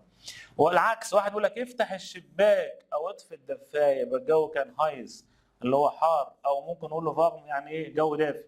تمام. واحد بيقول لك اطفي النور، يبقى الناحيه الثانيه الدنيا كانت هيل مضيئه. واحد يقول لي شغل النور، يبقى الجو كان دونكل يعني مظلم. ام غيست غا موجود في المطعم وانت هي غيشت اس نيشت جود، في انت شام ريحه مش كويسه، بس دي طالعه من جوه المطعم مش من بره. فالناحيه تعمل له هير اوبا كنت زي بيتي داس فينستا او في مخن ممكن تفتح الشباك لو سمحت، او اوفنن يعني يفتح، يبقى لو في ريحه مش كويسه اقول له افتح الشباك. اسئله سهله وبسيطه ايه جميله. بيتي من فضلك ماخن زي داس فينسايت سو يعني اقفل الشباك، اقفل الشباك، يبقى الجو كان عامل ازاي؟ قلط طبعا. صاحبك بيقول لك فوردس تدو بيتي داس ليشت ممكن تشغل النور لو سمحت، يبقى الدنيا كانت عامله ازاي؟ ها اسست دونكل الجو ماله؟ مظلم. برافو. بيتي من فضلك ماخن زي داس فينستر اوف افتح الشباك، افتح الشباك، يبقى الجو كان ايه؟ اول واحد طبعا ليه؟ اسست هايس يعني الجو كان حر. ده برضه من الحاجات اللي السهله الجميله لكل الناس ما عندهاش مشكله فيه. طيب نيجي بقى للدرس 12 كبوت. كل الطلبه في ثالثه كلها اشهر كلمه حافظينها كبوت. اقول له ولا قول له جمله بالالماني يقعد يقول لك ماين هيند است كبوت، تليفونه عطلان، يعني اسهل حاجه عنده كلمه كبوت، فما تنساهاش في الامتحان عشان خاطر ايه بريلي او هندي است كبوت، تليفونك عطلان، هتقول له راجل خد يعمل له ايه؟ ريباريرين يعني صلحه. يا هندي فونكسيونير تنيش، تليفونك لا يعمل مش شغال، يبقى ماين هندي است كبوت يعني معنى كده ان هو ماله؟ عطلان. ايه بريلي است كبوت. طب النضاره بتاعتك بايظه هتروح بها لمين؟ اجري بقى بسرعه على الاوبتيكال بتاع النضارات. طب ايه فرن زيار التلفزيون او اي جهاز كبير شاشه كبيره بايظه او عطلانه هنروح بقى لمين؟ لتشنكر يعني فن صيانه. تمام. النور عندنا مش شغال، das Licht النور funktioniert nicht mehr، النور مش شغال. خلاص هتشيل النور وتروح بيه لحد؟ اكيد لا طبعا، يبقى هتتصل اللي محتاج مين يا باشا؟ تشنكر فني صيانه. دي مهمه جدا برضه. زيف راجل ناخد دي دور، كلمه دور في غايه الاهميه معناها المده. انت بتسال عن المده وغالبا في الامتحان بيجي فيها سؤال، يبقى انا اسال بحاجه اسمها في لونج، وممكن يجيب لي السؤال بفي لونج ويقول لي جاوب انت الناحيه الثانيه. فلما يسال بفي لونج او بيس فان لحد امتى، انا لو انا اللي بسال اسال سؤال بفي لونج لحد امتى، او فون فان بيس فان من امتى لامتى، او مثلا بيس فان على طول لحد امتى، او زايد فان منذ متى، او فور في لونج يعني المده ليها اكتر من 5 ادوات استفهام اشهرهم في لونج. طب هو سالني بفي لونج اجاوب انا بايه؟ بيس كذا او فون وبيس او زايد او فويتس فاي فوخن يعني لمده اسبوعين. تمام. داين فويند مشت اين بريل كوف، صاحبك عاوز يشتري نظاره، يبقى الناحيه الثانيه روح لمين يا اسطى؟ روح للاوبتيكا. شخص ما بيقول لك ريباريرين زي او بتصلحوا سامسونج، فقال له يا في ريبارين قال لي مارك احنا بنصلح كل الموديلات وكل الايه؟ كل الماركات. تمام. اطلع تعالى كده معايا فوق اذنك كده، ماين هندي است كبوت، تليفونك ماله؟ عطلان، يبقى انا محتاج مين؟ يبقى كنت زي بيت داس هندي ريباريرين ينفع تصلح التليفون ده او الموبايل ده. داين فيرن زيهر فونكسيونير تنشت مياه، التلفزيون بتاعك مش شغال، هتحتاج له ميكانيكر ميكانيكي ولا ارتست طبيب ولا تشنكر فني صيانه؟ اكيد طبعا محتاج تشنكر يعني فني صيانه. دايم فغويند مشت اين بريل كوف، صاحبك عاوز يشتري نظاره زي ما قلنا هيروح لمين؟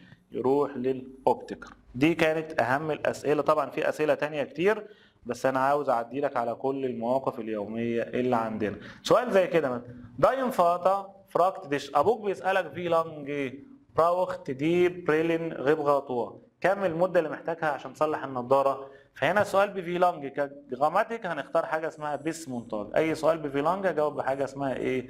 بس. يا في ريباريرين قال لي مارك بنصلح كل الماركات، يبقى السؤال كان ايه؟ ريباريرين زي او سامسونج، هل انتوا بتصلحوا ماركه سامسونج؟ تمام. تعالى تاني. الهيلف، كلمة هيلف يعني ايه يا شباب؟ هيلف معناها مساعدة. انا جمعت لك برضو كل حاجة تخص المساعدة في الجزئية دي، اللي هي ايه بقى؟ خد بالك المساعدة لها 3 حالات، يا اما انت بتطلب مساعدة او حد قدم لك مساعدة، خلاص، او انت بتعرض على حد مساعدة. يا انت بتطلب يا انت بتعرض يا واحد قدم لك مساعدة. تعال نشوف الكلام ده هنا. انت زي براوخن هنا، انت اللي محتاج مساعدة هنا، يبقى الناحية التانية هتقول له ايه؟ كنتن زي مية بيت هيلف، ينفع تساعدني لو سمحت؟ تمام. زي فيندن دي ايبونج شفير، شايف ان التدريب ده صعب، يبقى تقول نفس الكلام. طب شخص ما هو اللي محتاج منك مساعده، يبقى الناحيه الثانيه انت بتعرض هتقول له ايه؟ فاس كان ايش فور زي تون، ماذا استطيع ان افعل لك؟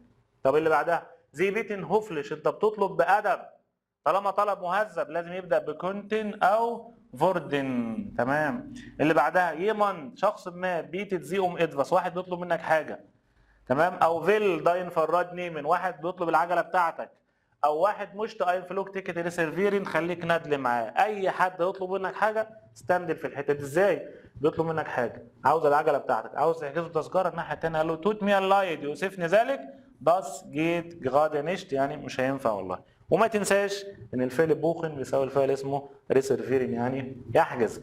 زي روفن باي ريبراتور سيرفيس، انت بتتصل بخدمه العملاء. فاس هورز دو، انت هتسمع منهم ايه؟ الموظف اللي قاعد على الناحيه الثانيه في خدمه العملاء يسالك يقول لك ايه؟ فاس كان ايش فور زي تون، ماذا استطيع ان افعل لك؟ اساعدك ازاي يا فندم؟ دي اي حاجه تخص المساعده كلها في مربع واحد بس. تعال نجرب الاسئله عليها في السريع. دي مراجعه ليله الامتحان، بنتكلم بسرعه ونحل بسرعه عشان اعرف اعدي على كل الاسئله اللي موجوده عندنا في المنهج.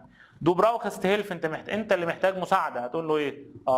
كان ايش ديم كرانكن كيند هيلفن، اقدر اساعد الطفل المريض. ده انت كده بتعرض مساعده. ولا تقول له كنتن زيمير هيلفن، ينفع تساعدني؟ ولا هازدو اير جهولفن؟ لا طبعا الاجابه هتبقى كنتن زيمير هيلفن، عشان انا اللي محتاج المساعده. دو ابايتست ان اينر فيرما، شغال في شركه اونت ييماند، واحد محتاج منك المساعده، انت الموظف وهو محتاج منك المساعده، هتقول له ايه بكل ادب كده؟ فاس كان ايش فور زي تون، ماذا استطيع ان افعل لك؟ داس جيت لايدا جراد نشت، مش هينفع والله دلوقتي يا فندم. يبقى اكيد حد كان بيطلب منك حاجه، كان بيقول لك ايه؟ فوردن زي بيتي اينن فلوج بوخن، ممكن تحجز لي رحله طيران لو سمحت؟ فانت قلت له انا اسف كان على عيني والله مش هقدر. تمام. تعالى برضو حاجه من الحاجات المهمه اللي الناس بتعديها مع انها جت في امتحان 2019 على ما اتذكر، تليفون او ابشيد الوداع. بيقول لسعادتك زي في ابشيدن زيش، انت اللي بتودع شخص على التليفون، دي جت في امتحان بس جت بالصيغه دي. زي باندن، انت بتنهي مكالمه تليفونيه، بتكلم صاحبك وعايز تقول له سلام على التليفون، يبقى الناحيه الثانيه تقول له او فيدا هوغن، يعني ايه او فيدا هورن؟ يعني الى اللقاء بس على التليفون. او بيس شبيطه، بيس بال، بيس مواجن، بيس دان، بيس داهن، يعني اشوفك بعدين الى لقاء اخر، يمشي على التليفون عادي. طب زي جيهن فيج، انت عايز تمشي، انت كنت قاعد معانا وعايز تنصرف تروح، بس شايفني كده عيني في عينك وش لوش، يبقى الناحيه الثانيه تقول لي او فيدر زين، يعني او فيدر زين الى اللقاء بس شايفني، او تشوس او بيس شبيطه. زي بيجينين، انت بتبدا مكالمه تليفونيه، طالما انت اللي بتتصل يا راجل يا مؤدب يا محترم، طالما انت بتتصل يبقى السلام عليكم، هي است احمد، معاك احمد، هي رشبريشت احمد، تقول اسمك، ما تستناش بقى لما يقول لك مين معايا؟ ايه يا انت نسيت صوتي؟ انت مش فاكرني؟ يخص عليك، وتقعد بقى ساعتين دي لما تطلع عين الراجل. فلا، الراجل المحترم اللي بيتصل يقول اسمه على طول، احمد است ام ابغات، هي است احمد او هي شبريشت احمد. زي بيتن ركروف، بتطلب اعاده الاتصال، من فضلك رن عليا تاني او اتصل بيا مره اخرى. بيتي غوفن زيت سغوك، يعني عاود الاتصال مره اخرى. دي مهمه. بيجن، في بدايه الخطاب الرسمي بنقول ايه؟ زي جئرت ضامن انتهرن، السيدات والساده المحترمين. طب اندي في نهايه الخطاب الناحيه الثانيه اقول ميد فوين ديليشن جوسن، يعني مع اطيب التحيات والامنيات. هبدا معاك مثلا كام سؤال. زي بيجينين، انت بتبدا اتصال تليفوني، مين فاكره يقول ايه؟ ها يبقى عمر است ام ابغات، معاك عمر على التليفون. زي فير ابشيدن زيش، انت بتودع زميلك على التليفون، حد فاكر؟ فاكرين. او فيدر هوغن. بيسش بيتا، اشوفك بعدين، اراك لاحقا، دي بتعمل ايه؟ انت بتسلم على زميلك؟ ولا زي جيهن فيج انت منصرف مروح؟ ولا زي مشتن اين انت ولا عايز تحدد ميعاد؟ اكيد طبعا زي جيهن فيج. خلاص طالما انت ايه مروح يبقى تقول لنا ايه؟ بيسش بيتا، يعني اشوفكم ايه بعدين. تمام جميل. تعالى يا باشا بقى نشوف دي كاسي الكاشير او الخزنه عايز تحاسب. زي فراج النقد يا كاسب بتسال على الخزنه او الخزينه. زي مشتم بتصال عاوز تدفع او تحاسب، خلاص ضميرك ناهى عليك، داخل على امتحانات وكده وخدت كيس شيبس وعايز تحاسب عليه، هتاكله حرام هتسقط، فقلت لا انا عايز احاسب، يا جدعان انا عاوز احاسب على كيس الشيبس ده، فادفع فين؟ احاسب فين؟ فين الكاشير اللي هنا عايز ادفع 2 جنيه؟ يبقى زي فولن دي غشنون بتصال عايز تدفع ثمن الفاتوره او بتدور على الخزنه. الناحيه الثانيه تقول ايه؟ فوكان ايش بتصال ادفع فين لو سمحت؟ او سؤال مباشر، فو است دي كاسي اين توجد الخزنه؟ الخزنه موجوده فين لو سمحت؟ تمام. زي فراج النقد دين كوستن بتسال عن التكلفه او بتسال عن البرايس السعر. يبقى السؤال عن السعر فاس كوستد او في فيل كوستد، والناس الشاطره انا بركز على الناس بتنساه. سؤال بحاجه اسمها فيتويا، فيتويا معناها كام الثمن او كام السعر، برضو من الحاجات المهمه اللي عندنا. دو مش تستاين بلوزه، عايز تشتري بلوزه ولكن لقيت البلوزه دي كوستد كام بقى؟ 500 اورو، ثمنها 500 يورو، وانت دو هاست نو اتس 500 وانت معاك 200 يورو بس. هي سعرها بالنسبه لك ايه؟ انت معاك 200 لقيتها 500، تبقى رخيصه ولا غاليه؟ اكيد طبعا دي بلوزه استيميا توير، يعني سعرها بالنسبه لي ايه؟ غالي. دو فراجست ام كاوف هاوس ناخدير كاسي، انت بتسال عن الخزنه في محل، يبقى الناحيه الثانيه تقول فوكان ايش بتصالن. كل ما اشوف كلمه كاسي اختار بتصالن، لقيت بتصالن اختار كلمه اسمها كاسي. تمام. ومش كلاسي، بلاش كلاسي، خلاص كلاسي معناها فصل. ها عندي كاسي داير فويند فراغ، انت موجود على الخزنه، صاحبك هيقول لك ايه؟ فو فينجز دو دياكي ولا فو كان ايش بتصالم؟ اكيد طبعا فو كان ايش بتصالم، من اسهل ما يكون، سؤال سهل جدا. دو هاست اين جينس جيفوندن، لقيت بنطلون جينز، انت مش تست بتصالن وعايز تدفع او تحاسب، اكيد الناحيه الثانيه فو كان ايش بتصالن يا جماعه، ادفع فين او احاسب فين. تمام. طب نخش بقى على المحل نفسه، على المتجر نفسه بقى. ساعتك راح تشتري حاجه، ايه الحاجات اللي اسال عنها جوه المحل بقى؟ راح اشتري قميص، اشتري بنطلون، جيبه او بلوزه، دو مش تست اين بلوزه. البلوزه دي حاجه ايه؟ حريمي ولا رجالي؟ اكيد حريمي، يبقى اسال الناحيه الثانيه على قسم السيدات، وجات في امتحان كتير قوي خاصه امتحانات السودان.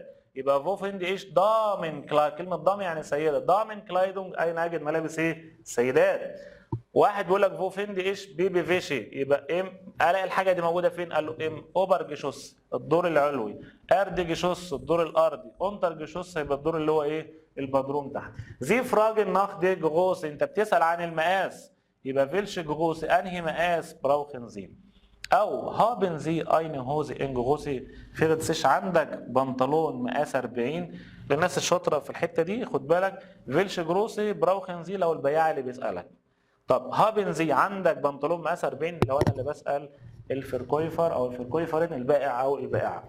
نفس الكلام انت بتسال عن الفرب اللون، يبقى الناحيه الثانيه فيلش فرب. تمام. طيب او انت بتسال عن اللي بلينجز فرب معناها اللون الايه؟ المفضل. تمام. شخص ما بقى هو اللي بيسالك عن اللون، دي مهمه جدا، لو هو اللي بيسالك فانا هجاوب لازم الاجابه بتاعتي تبقى فيها لون من الالوان، كل الالوان هنا بلاو غود شفارتس فايس وجرون، كل دي ايه؟ الوان. دي مهمه يا شباب، دي مهمه يا رجاله بتوع الناس المحترمه اللي عندها امتحان بعد بكره. دي جروسي باست اين النشت، المقاس مش مناسبك، يبقى المقاس ده حاجه من الاثنين، يا اما هو جروس يعني كبير او كلاين يعني صغير. طب لو انا قلت يا زي است جناو غشتش، كلمه رشتش يعني صحيح مظبوط، مظبوط يبقى بيتكلم عن المقاس مش السعر. لو انا بسالك السعر مناسبك ما ينفعش تقول السعر رشتش، لا ريشتش بستخدمها لما يكون الكلام على المقاس، لو المقاس بتاعي مظبوط. مايني تاشي است فيج، دي من الحاجات اللي جت برضو في الامتحانات. واحد شنطته ضاعت، اولا هدور عليها فين؟ قال لي هدور عليها في حاجه اسمها فاوند بيغو، يعني مكتب المفقودات. طب انا رحت المكتب، هسال الراجل هناك في المكتب اقول له ايه؟ اقول له لو سمحت شولدونج معذره ايش زوخ مايني تاشي، انا ببحث على شنطتي. او ايش فيندي مايني تاشي نشت، انا مش لاقي شنطتي. او اخر حاجه اقول له معلش ماينيتاش است فيرلورين، يعني ايه فيرلورين؟ شنطتي ضايعه او مفقوده، جت برضه في امتحان قبل كده. شخص ما بيقول لك جهورت دي بريلي دي تخصك النضاره دي، طبعا هنا كلام على ضمائر ملكيه، اقول له ايه؟ يا ده سيست ماين بغيري، دي ايه؟ نضارتي. الكلام اللي جبناه فوق في الجدول عليه اسئله هنا. ايش براوخي دي نروك، انا محتاج الجيبه دي مقاس 52. الكلام هنا على ايه؟ اكيد طبعا الكلام على على الجغوص اللي هو ايه؟ المقاس. دو مش تست اين بلوزه، عاوز تشتري بلوزه، قلنا موجوده في قسم ايه؟ السيدات. طب ايه السرعه دي في الحل؟ عشان الكلام كله موجود في الجدول فوق. فيش يعني حاجه مباشره، لو جت الاسئله بالشكل ده هتبقى 100 100. ماين تاش از فيك، شنطتي ضاعت. يبقى دو هاست اين تاشي، عندك شنطه ولا ايش زوخي؟ اكيد طبعا ايش زوخي ماين تاشي، انا بدور على شنطتي. ايه السرعه دي؟ مش عارف انا بتكلم بسرعه كده ليه، بس انا عايز الحقك تمام واجيب لك اكبر قدر من الاسئله تمام، ونجيب حاجات مختلفه شويه. فان زاجز دوداس، امتى تقول لواحد ايش نيمت سفاي روكي، انا محتاج جيبتين، جيبه وجيبه يعني. اين هوزي، محتاجين بنطلون. وانت اين مانتل وبلطو. اتسايجن زي مير بيتي دي كاسي، وريني الخزنه لو سمحت. السؤال ده مهم. يبقى دو بيست اين فيركويفرين، انت شغال بائعه في محل او في متجر، ولا دو بيست ان اينم كلايدونجز جيشيفت، ولا انت اصلا موجود في متجر او محل؟ طبعا انا اللي موجود فين؟ في المتجر او في المحل. دو مش تستفور داين فغاو اين بلوزه جو، عاوز تشتري بلوزه لمراتك. انت براوخ هيلف ومحتاج مساعده لمراتك، يبقى انا بسال على قسم السيدات اللي هو ايه بقى؟ بيتي من فضلك فو فيند ايش دامن كلايدونج، اين اجد ملابس ايه؟ السيدات. دو هاست اينن بلوفر انج غوسي، انت لقيت بلوفر انج غوسي اس سمول ان بروبيرت، جربت بلوفر مقاس سمول وطلع عليك كلاين يعني صغير، اكيد محتاج مقاس اكبر. يبقى الناحيه الثانيه له ايش براوخ جغوسي لارج بيت، انا محتاج مقاس ايه؟ لارج. حته مهمه للناس الشاطره اللي بتحب الحاجات دي، اللي مش عايزه تفوت حاجه في الامتحان باذن الله، كلمه ماينونج معناها راي. لو انت حبيت تسال حد عن رايه في دغاي فيرب 3 افعال ممكن استخدمهم. اول سؤال عندي في فيندن زي داس هيم، كيف تجد؟ الفعل فيندن معناه يجد، ايه رايك كيف تجد القميص ده؟ واحنا كنا غنينا زمان وقلنا في فيندن زي معناها ما رايك فيه، ايه رايك في القميص؟ او في جيفيلد، كيف تعجبك دي بلوزه؟ او في شمكت، يعني ايه رايك في طعم الحاجه دي؟ وهنا السؤال عن حاجه اسمها جشماك معناها ايه؟ الطعم. تمام. تاني يبقى في فيندن كيف تجد، في جيفلت كيف يعجبك، في شمكت يعني ايه رايك في طعم الحاجه دي. وعندي سؤال هنا في باست اللي هو ايه بقى؟ الفعل باصن يعني يناسب. لما يسالك باصن يبقى هنا يقصد بقى حاجتين، يا اما بيسال على المقاس او بيسال على السعر. طيب لو قالك في شتيت كيف تلائمك الحاجه دي، يبقى كده بيسال على الفرب اللي هو اللون. يبقى العكس العكس العكس، لو لقيت في الاجابه بلا ولون يبقى اختار سؤال فيه شتيت يلائم. لو لقيت في الاجابه غوص او كلاين، كبير او صغير او سعر توير او بلش، يبقى في باست كيف يناسب، وهكذا. عندي سؤال اهو، دين فيند ايش تول، انا شايفها رائعه. يبقى داين فاتا كان بيقول لك ايه، ابوك والدك كان بيقول لك ايه؟ في شتيت مية دير انتسوج، يعني ايه رايك فين؟ في البدله دي طبعا. ده السؤال هنا. سؤال تاني، ديزيس كلايد شتيت مير نشت، ايه ده؟ الفستان ده مش لايق عليا، مش ماشي عليا. يبقى داس كلايد است دي توير غالي، ولا دو زي هست نشت جوت ان ديزا فارب اوس، ولا تبدو انك مش حلو في اللون ده، ولا دو ماجس داس كلايد زين انت بتحب الفستان ده. واكيد الكلام هنا شتيت يعني يلائم، يبقى الكلام هنا على الفرب اللي هو مين يا اسطى؟ اللون. زي جود، برافو عليك.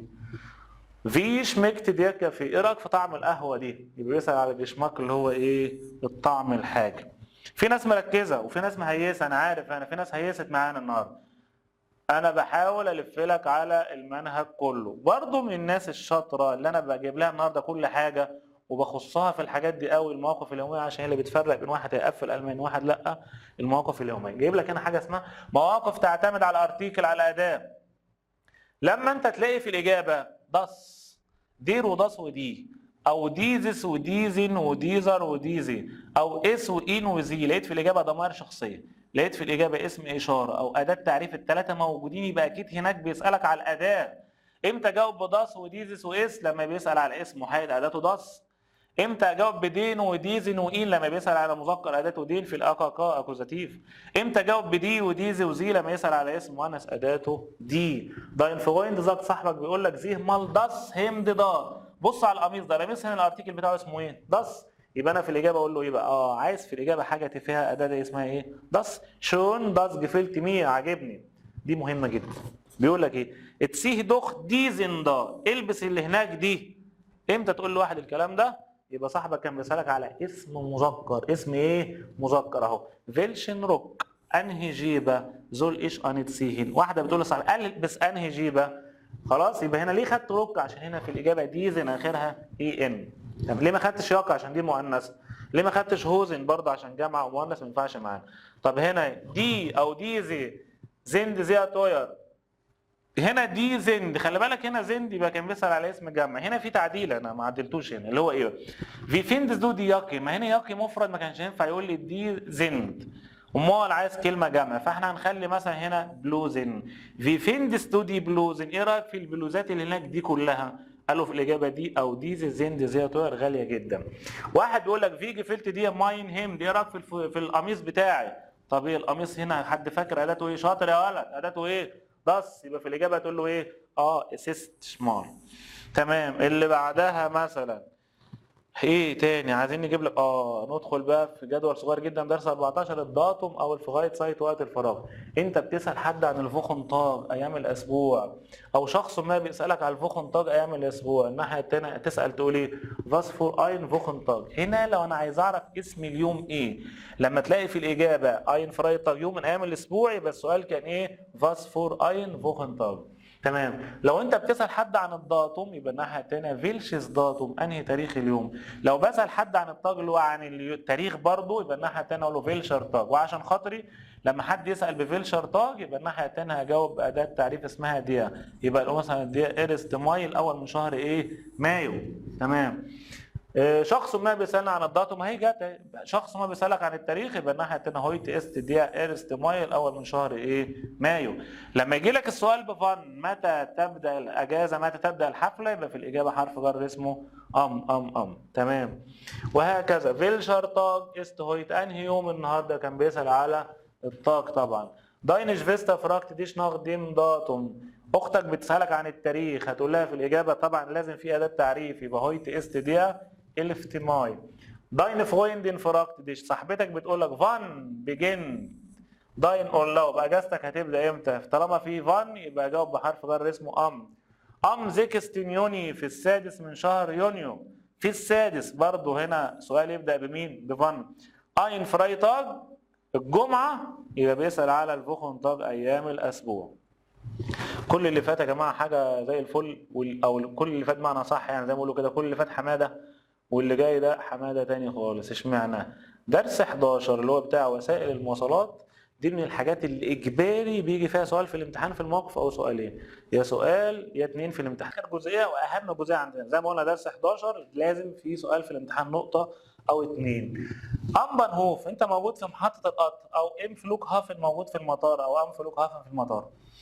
لو انت موجود في محطه القطر، او موجود على شباك التذاكر، او موجود على رصيف القطر ورايح تشتري تذكره، هتقول للراجل اللي واقف على الشباك الناحيه الثانيه ايه؟ اشمشت اين فاركارت ناخ، لو سمحت انا محتاج تذكره الى. دي جمله عاديه. الجمله اللي فاتت كده اللي الناس بتنساها، بيتي من فضلك اينفخ. يعني ايه اينفخ؟ لو انت بتترجمها ترجمه عاديه معناها بسيط، لكن معناها تذكره ذهاب، لو سمحت انا عايزها ذهاب فقط.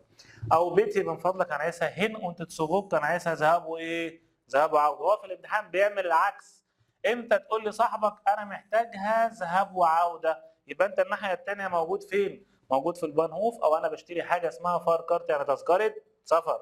دي مهمه جدا يا جماعه، دي مهمه جدا جدا جدا، وباذن الله هنتقابل بعد الامتحان وهنشوف الحاجات دي جت في الامتحان ولا لا. لو انت موجود في الفلوك هافن في المطار، او في الرايس بيجوم موجود في مكتب رحلات، هتقول للراجل هناك ايه؟ كنت زي اين فلوك تيكت بوخن، ممكن تحجز لي تذكره، او ريسيرفين تحجز لي تذكره. طيب واحد يقول لك اختنج اين دورش زاج، الاذاعه الداخليه بتقول دي افلوج الرحله ال ها او ال اتش رقم كذا كذا كذا هتحرك الساعه 16:50. الكلام ده تسمعه فين؟ رحله طيران، يبقى انت اكيد موجود في الفلوك هافن، موجود في المطار، موجود على شباك التذاكر ومحتاج انفورماسيون معلومات، يبقى انا الناحيه الثانيه محتاج حاجه اسمها اوسكونفت معناها استعلام. شخص ما بيسالك على الفلوج نمر رقم الرحله، لازم تبدا بال ها ال اتش، اختصار الناس الشاطره اللي عارفه اختصار كلمه لوفت هانزا، يعني شركه طيران المانيه. 3 حاجات مهمين جدا في الدرس ده، السؤال عن الابفارت سايت وقت التحرك، والسؤال عن الابفلوجت سايت وقت الاقلاع، والسؤال عن انكونفتد سايت وقت الوصول. لو انا بسال عن الاقلاع الكلمه موجوده الناحيه الثانيه فان فيرت اب. لو انا بسال عن الاب فلوج موجوده الناحيه الثانيه فليكت اب. لو انا بسال عن الانكونفت الوصول في الاخر حاجه اسمها ان، وهنا فعل اسمه كومت. ال3 حاجات دي مهمين، بدايه التحرك والاقلاع والوصول. لو انت بتسال عن الجلايس الرصيف هتقول كذا كذا. لو واحد بيقول لك شخص بيقول لك فو فيرت دير نيكست تسوق ناخ برلين، اين يتحرك القطار اللي رايح مدينه برلين؟ يبقى الناحيه الثانيه قال له اوف جلايس 5 على رصيف رقم 5. زي فراج ناخ ديم انشلوس، عايز تعمل استكمال رحله ترانزيت، يبقى الناحيه الثانيه قال له جبت اس اين انشلوس، هو في توصيله او مواصله او استكمال رحله ناخ بوخم. موس ايش ومشتايجن. واحد يقول لك هو انا لازم ابدل مواصله هنا؟ انت الناحيه الثانيه تقول ايوه، اس جبت هي كاينن ديريكت تسوق، ده ما فيش قطر مباشر رايح المكان ده. وما تنساش ان كلمه انشلوس توصيله يعني ترانزيت، يعني الراجل ده هيجي في النص يعمل حاجه اسمها اومشتايجن يعني يبدل مواصله. انت بتسال عن الفارد سي لاتجاه الرحله وفرق بينها وبين الفارد سايت وقت الرحله. طالما اتجاه يبقى الناحيه الثانيه اسال بحاجه اسمها فوهن يعني الى اين تسافر. ده الجزء الاولاني في درس 11. واحد بيسالك على رقم الرحله، قلنا تبدا ب ال اتش. تذكره الاقصر لو سمحت، يبقى انت موجود فين؟ يا موجود في البانهوف يا صاحبي. اين فخ عايزها ذهاب ولا ذهاب وعوده؟ يبقى الراجل ده كان بيشتري يا نجم، بيشتري حاجه اسمها فار كارت يعني تذكره سفر. ماشي. واحد بيقول لك است هير اين فار كارتن اوت، في ماكينه تذاكر هنا لو سمحت، موجود في البانهوف. اختك محتاجه فلوك تيكت تشتري تذكره طيران، يبقى هتقول لها روحي فين؟ الرئيس بيجو مكتب الرحلات. بيقول لك الرحله رقم كذا كذا هتحرك الساعه 16:50، ده موجود فين؟ في الفلوك هافن زي ما اتفقنا مع بعض. ماشي. كنت زي دين فلوك، ممكن تحجز لي تذكره لو سمحت، تذكره طيران، يبقى عاوز يعمل ريسيرفيرن. انت محتاج انفورماسيون معلومات، يبقى اوس كونفت يعني استعلام. انت بتسال عن اب فارت سايت، يقسم الكلمه نصين، اب في الاخر فارت في الاول اهي، يبقى فان فيرت ديرت سوق اب، متى يتحرك القطار. ده فرن هناك على رصيف رقم 5، يبقى كان بيقول له ايه؟ اين يتحرك القطار. تمام. نعدي بقى ونروح عندنا لسؤال مثلا، ناخد من الاسئله الطويله دي. اين فرويند كومت اوس برلين تسوروك، صاحبك كومت تسوروك راجع من برلين، انت هولست ان فون فلوك هافن، وانت رايح تجيبه من المطار، وانت دو فايست دي ان كونفيت سايت نشت، وانت مش عارف الميعاد الوصول بتاعه امتى. يبقى انا كل الموقف ده كله بكلامه ده كله بركز على كلمه اسمها ان كونفيت سايت، موجوده في الكلمات اللي موجوده في اول صفحه، لازم افكرها كل شويه. يبقى هنقول له متى تصل الطائره، يبقى فان كومت داس فلوجت سويجان. ده الجزء الاولاني في درس 11. الجزء الثاني يا رجاله اللي هو ايه بقى سعادتك بقى؟ الفيج. كلمه فيج يعني ايه؟ طريق. وهنا في كام واحده بس مهمين بسرعه كده، 103. انت اللي بتسال حد عن الفيج الطريق، انت اللي بتسال، يبقى الناحيه الثانيه اقول له فيكم ايش يعني كيف اصل الى المحطه او اي مكان. طب دي مهمه جدا. شخص ما زوجت بيبحث بيدور عن الطريق، او ولكن انت ما تعرفش. واحده ست بتسالك عن البوسطه، او واحد سالك عن الطريق ابا دي كين النشت، انت ما تعرفش الطريق، يبقى الناحيه الثانيه تعتذر وتقول بلاش تتوهه عشان خاطري، خلاص. الناحيه الثانيه تقول له ايه؟ توت من لايد يوسفني ذلك ايش بين في غمد هير، انا غريب هنا، او يوسفني ذلك ايش بين نشت فون هير، انا لست من هنا. واحد بيسالك على وسائل مواصلات، اي وسيله مواصلات موجوده الناحيه الثانيه. دي مهمه. زي مش غايب ان انت بتوصف، انت بتشرح طريق. اي حد يسالك على اي حاجه الناحيه الثانيه تقول له جه نزيج غدا اوس، امشي ايه؟ امشي على طول طوالي، عايز تجود وتكمل. وبعدين ضن بعد كده دي دغيت اشتغاسي لينكس، ثالث شارع لينكس شمال او ريشتس يعني يمين. واحد بيقول لي كان ايش تسوفوز جين، اقدر اروح هناك على رجليا؟ على حسب والله. لو المكان تسوفايت بعيد يبقى اقول له 9، لو المكان قريب كنت اقول له ايه؟ يا. واحد بيسالك على محل ادوات مكتبيه الناحيه الثانيه لونيبن دي شولي بجوار المدرسه، كل ما تلاقي في الاجابه ضا فرن في الامام في الخلف فوق تحت عن الناصيه، يبقى الناحيه الثانيه كان بيسال باداه استفهام اسمها فو، يبقى فو اس دي كيوسك. كام المسافه؟ هنا بيلعب على الاداء. بلاتس هنا مذكر، الناحيه الثانيه قال له ايه؟ اير. كده انا لخصت لك مواقف درس 11 كلها اللي هي فيها وش كتير، هنحل سؤالين ثلاثه بالكتير. انت بتسال حد عن الفيج الطريق، يبقى الناحيه الثانيه تقول له فيكم ايش كيف اصل الى. طب واحد بيسالك عن الطريق وانت ما تعرفش، يبقى توت ميرلايد يؤسفني ذلك انا لست من هنا. واحد بيقول لي فو است دي كيوسك، هو الكشك فين يا بيه؟ كشك موجود فين؟ الناحيه الثانيه لو ده فرن يعني في الامام، وهكذا. دي كل الاسئله موجوده عندنا يا شباب PDF وخلاص. واي حاجه هتقف قصادك احنا بفضل الله ممكن نراجعها لك او نشرحها لك مره ثانيه في فيديو ثاني منفصل. اخر حاجه بقى عشان هي في الفيديو بتاعنا ده ونخلص المحاضره دي، لو سالني في حاجه في منهج ثانيه ثانوي، اهم الحاجات اللي بتيجي في ثانيه ثانوي وانا بالنسبه لي موضوعين بس. الموضوع الاولاني عن البروف، البروف يعني وظيفه. لو انت بتسال حد عن الوظيفه هتقول ايه؟ فاز زين دي فون بروف. طب واحد بيسالك عن الوظيفه يبقى نختار في الاجابه اي وظيفه موجوده فين؟ في الاختيارات. واحد بيسالك عن وظيفه الاب هنقول انجينير او ارشتكت. واحد بيقول لك انت محتاج ايه للوظيفه، يبقى الناحيه الثانيه محتاج اوسبيلدونج يعني تدريب او تاهيل. زي كده صاحبك بيقول لك ما هي وظيفتك، يبقى انا في الاجابه قال له ايش بين اربايتسلوز يعني بدون عمل. واحد بيسالك على وظيفه الاب، الوظيفه اللي في الاختيارات الوحيده هي ارشتكت. طب لو ما سالش في الوظيفه في الامتحان، لو ما سالش في الوظيفه في الامتحان ممكن يسال على ايه؟ موقف خاص بالفصل، ايه الحاجات اللي بتحصل جوه الفصل مع المدرس بتاعك؟ زي كده اهو، زي هوغن اين فورت نيشت، في كلمه انت مش سامعها، يبقى الناحيه الثانيه تقول له في بيتي، نعم بتقول ايه؟ بالالمان اسمها في بيتي او بيتي لاوت، من فضلك بصوت عالي. زي كونين اين فورت نيشت شرايبن، مش قادر تكتب كلمه، الناحيه الثانيه تقول في شرايبت مان داس، اكتبها ازاي؟ زي هابن اين فورت نيشت فيرشتاندن، في كلمه انت ما فهمتهاش، يبقى الناحيه الثانيه، ودي اهم واحده عندي في الجدول ده كله. الناحيه الثانيه اقول له كونين زي نوخ ايمال اركلين، ممكن تشرحها مره ثانيه او توضحها مره ثانيه. طيب دو او زيف كينين اين فورت نيشت، في كلمه انت مش عارفها، يبقى الناحيه الثانيه فاس بدويتت، ماذا تعني؟ او في هايس داس او في دويتش، ما اسم هذه الكلمه بالالماني؟ زي فرشتين اليس، بفضل الله فهمت كل حاجه، تقول لي هير اليس كلار، كل حاجه زي الفل. اليس است اوكي، كله تمام. اليس است ان اوردنون، كل حاجه 100 100. زي مشتن دي ليره فراغ، عاوز تسال مدرس سؤال تخليك راجل محترم وترفع ايدك وتقول دارف ايش، تسمح لي ادفاس فراغ، تسمح لي اسال. دارف ايش اين فراغ شتيلن، تسمح لي اطرح سؤال.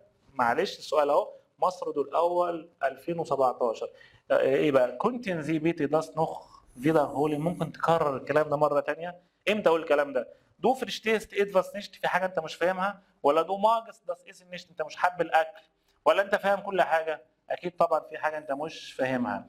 اين شولر فراغت، في طالب بيسال الفاس بدويت الديز، ماذا تعني هذه الكلمه؟ يبقى دير شولر فيشتيهن داس فورت، فاهم الكلمه؟ ولا دي شولا فيشتي او دي شولا، المفروض يعني دي شولا فيشتيهن داس فورت نشت، مش فاهمين الكلمه؟ ولا دي شولر كان داس فورت، ولا مش قادر يكتب؟ طبعا الاجابه هتبقى انهي واحده؟ رقم بي، دي شولر التلاميذ فيشتيهن داس فورت ايه؟ مش عارفين معنى الكلمه. بكده يا حبايبي انا رجعت لك اصعب حاجه موجوده عندنا في امتحان اللغه الالمانيه، اللي هو الالتاكس سيتواتسيونين، المواقف الايه؟ اليوميه. قلت لك في 4 افكار مهمين ركز عليهم في الاول. تاني حاجه الكلمات اللي خدناها في اول صفحه في غايه الاهميه، وبعدين تبدا تحل بقى الملزمه دي كلها وانا معاك لحد اخر لحظه. ما تنسوش، باكد عليك تاني، بقى لنا اخر جزء في المراجعه بتاعتنا، مراجعه الجراماتيكال جرامر، وهنشرحها ان شاء الله على فيديوهين، وهحل لك اهم المفاجاه بقى دلوقتي، اللي هو 257 سؤال. اشمعنى؟ عشان انا عارف انا اللي مطلعه من كتاب المدرسه في الجراماتيك 257 سؤال اللي بيجي منهم امتحان اخر السنه بالتفصيل. انا معاك لحد اخر لحظه. احنا دلوقتي في ايام الامتحانات، وعارف انك بتمتحن عربي، بس افصل وانت بتذاكر عربي، ذاكر معايا معلش شويه الماني، اتفرج على فيديو الماني، يبقى انت بتخلص الاثنين مع بعض. اللي محتاج افكرك تاني واقول لك ان امتحان الالماني يوم الثلاث وامتحان العربي يوم الاحد، يعني الفاصل يوم واحد بس، فانت بتفصل مذاكره عربي بشويه الماني، افصل شويه عربي وذاكر شويه ايه؟ الماني. ان شاء الله كلكم موفقين والدرجات النهائيه ان شاء الله، وما تنسوش انك مع الهير هتفضل بخير. السلام عليكم ورحمه الله وبركاته.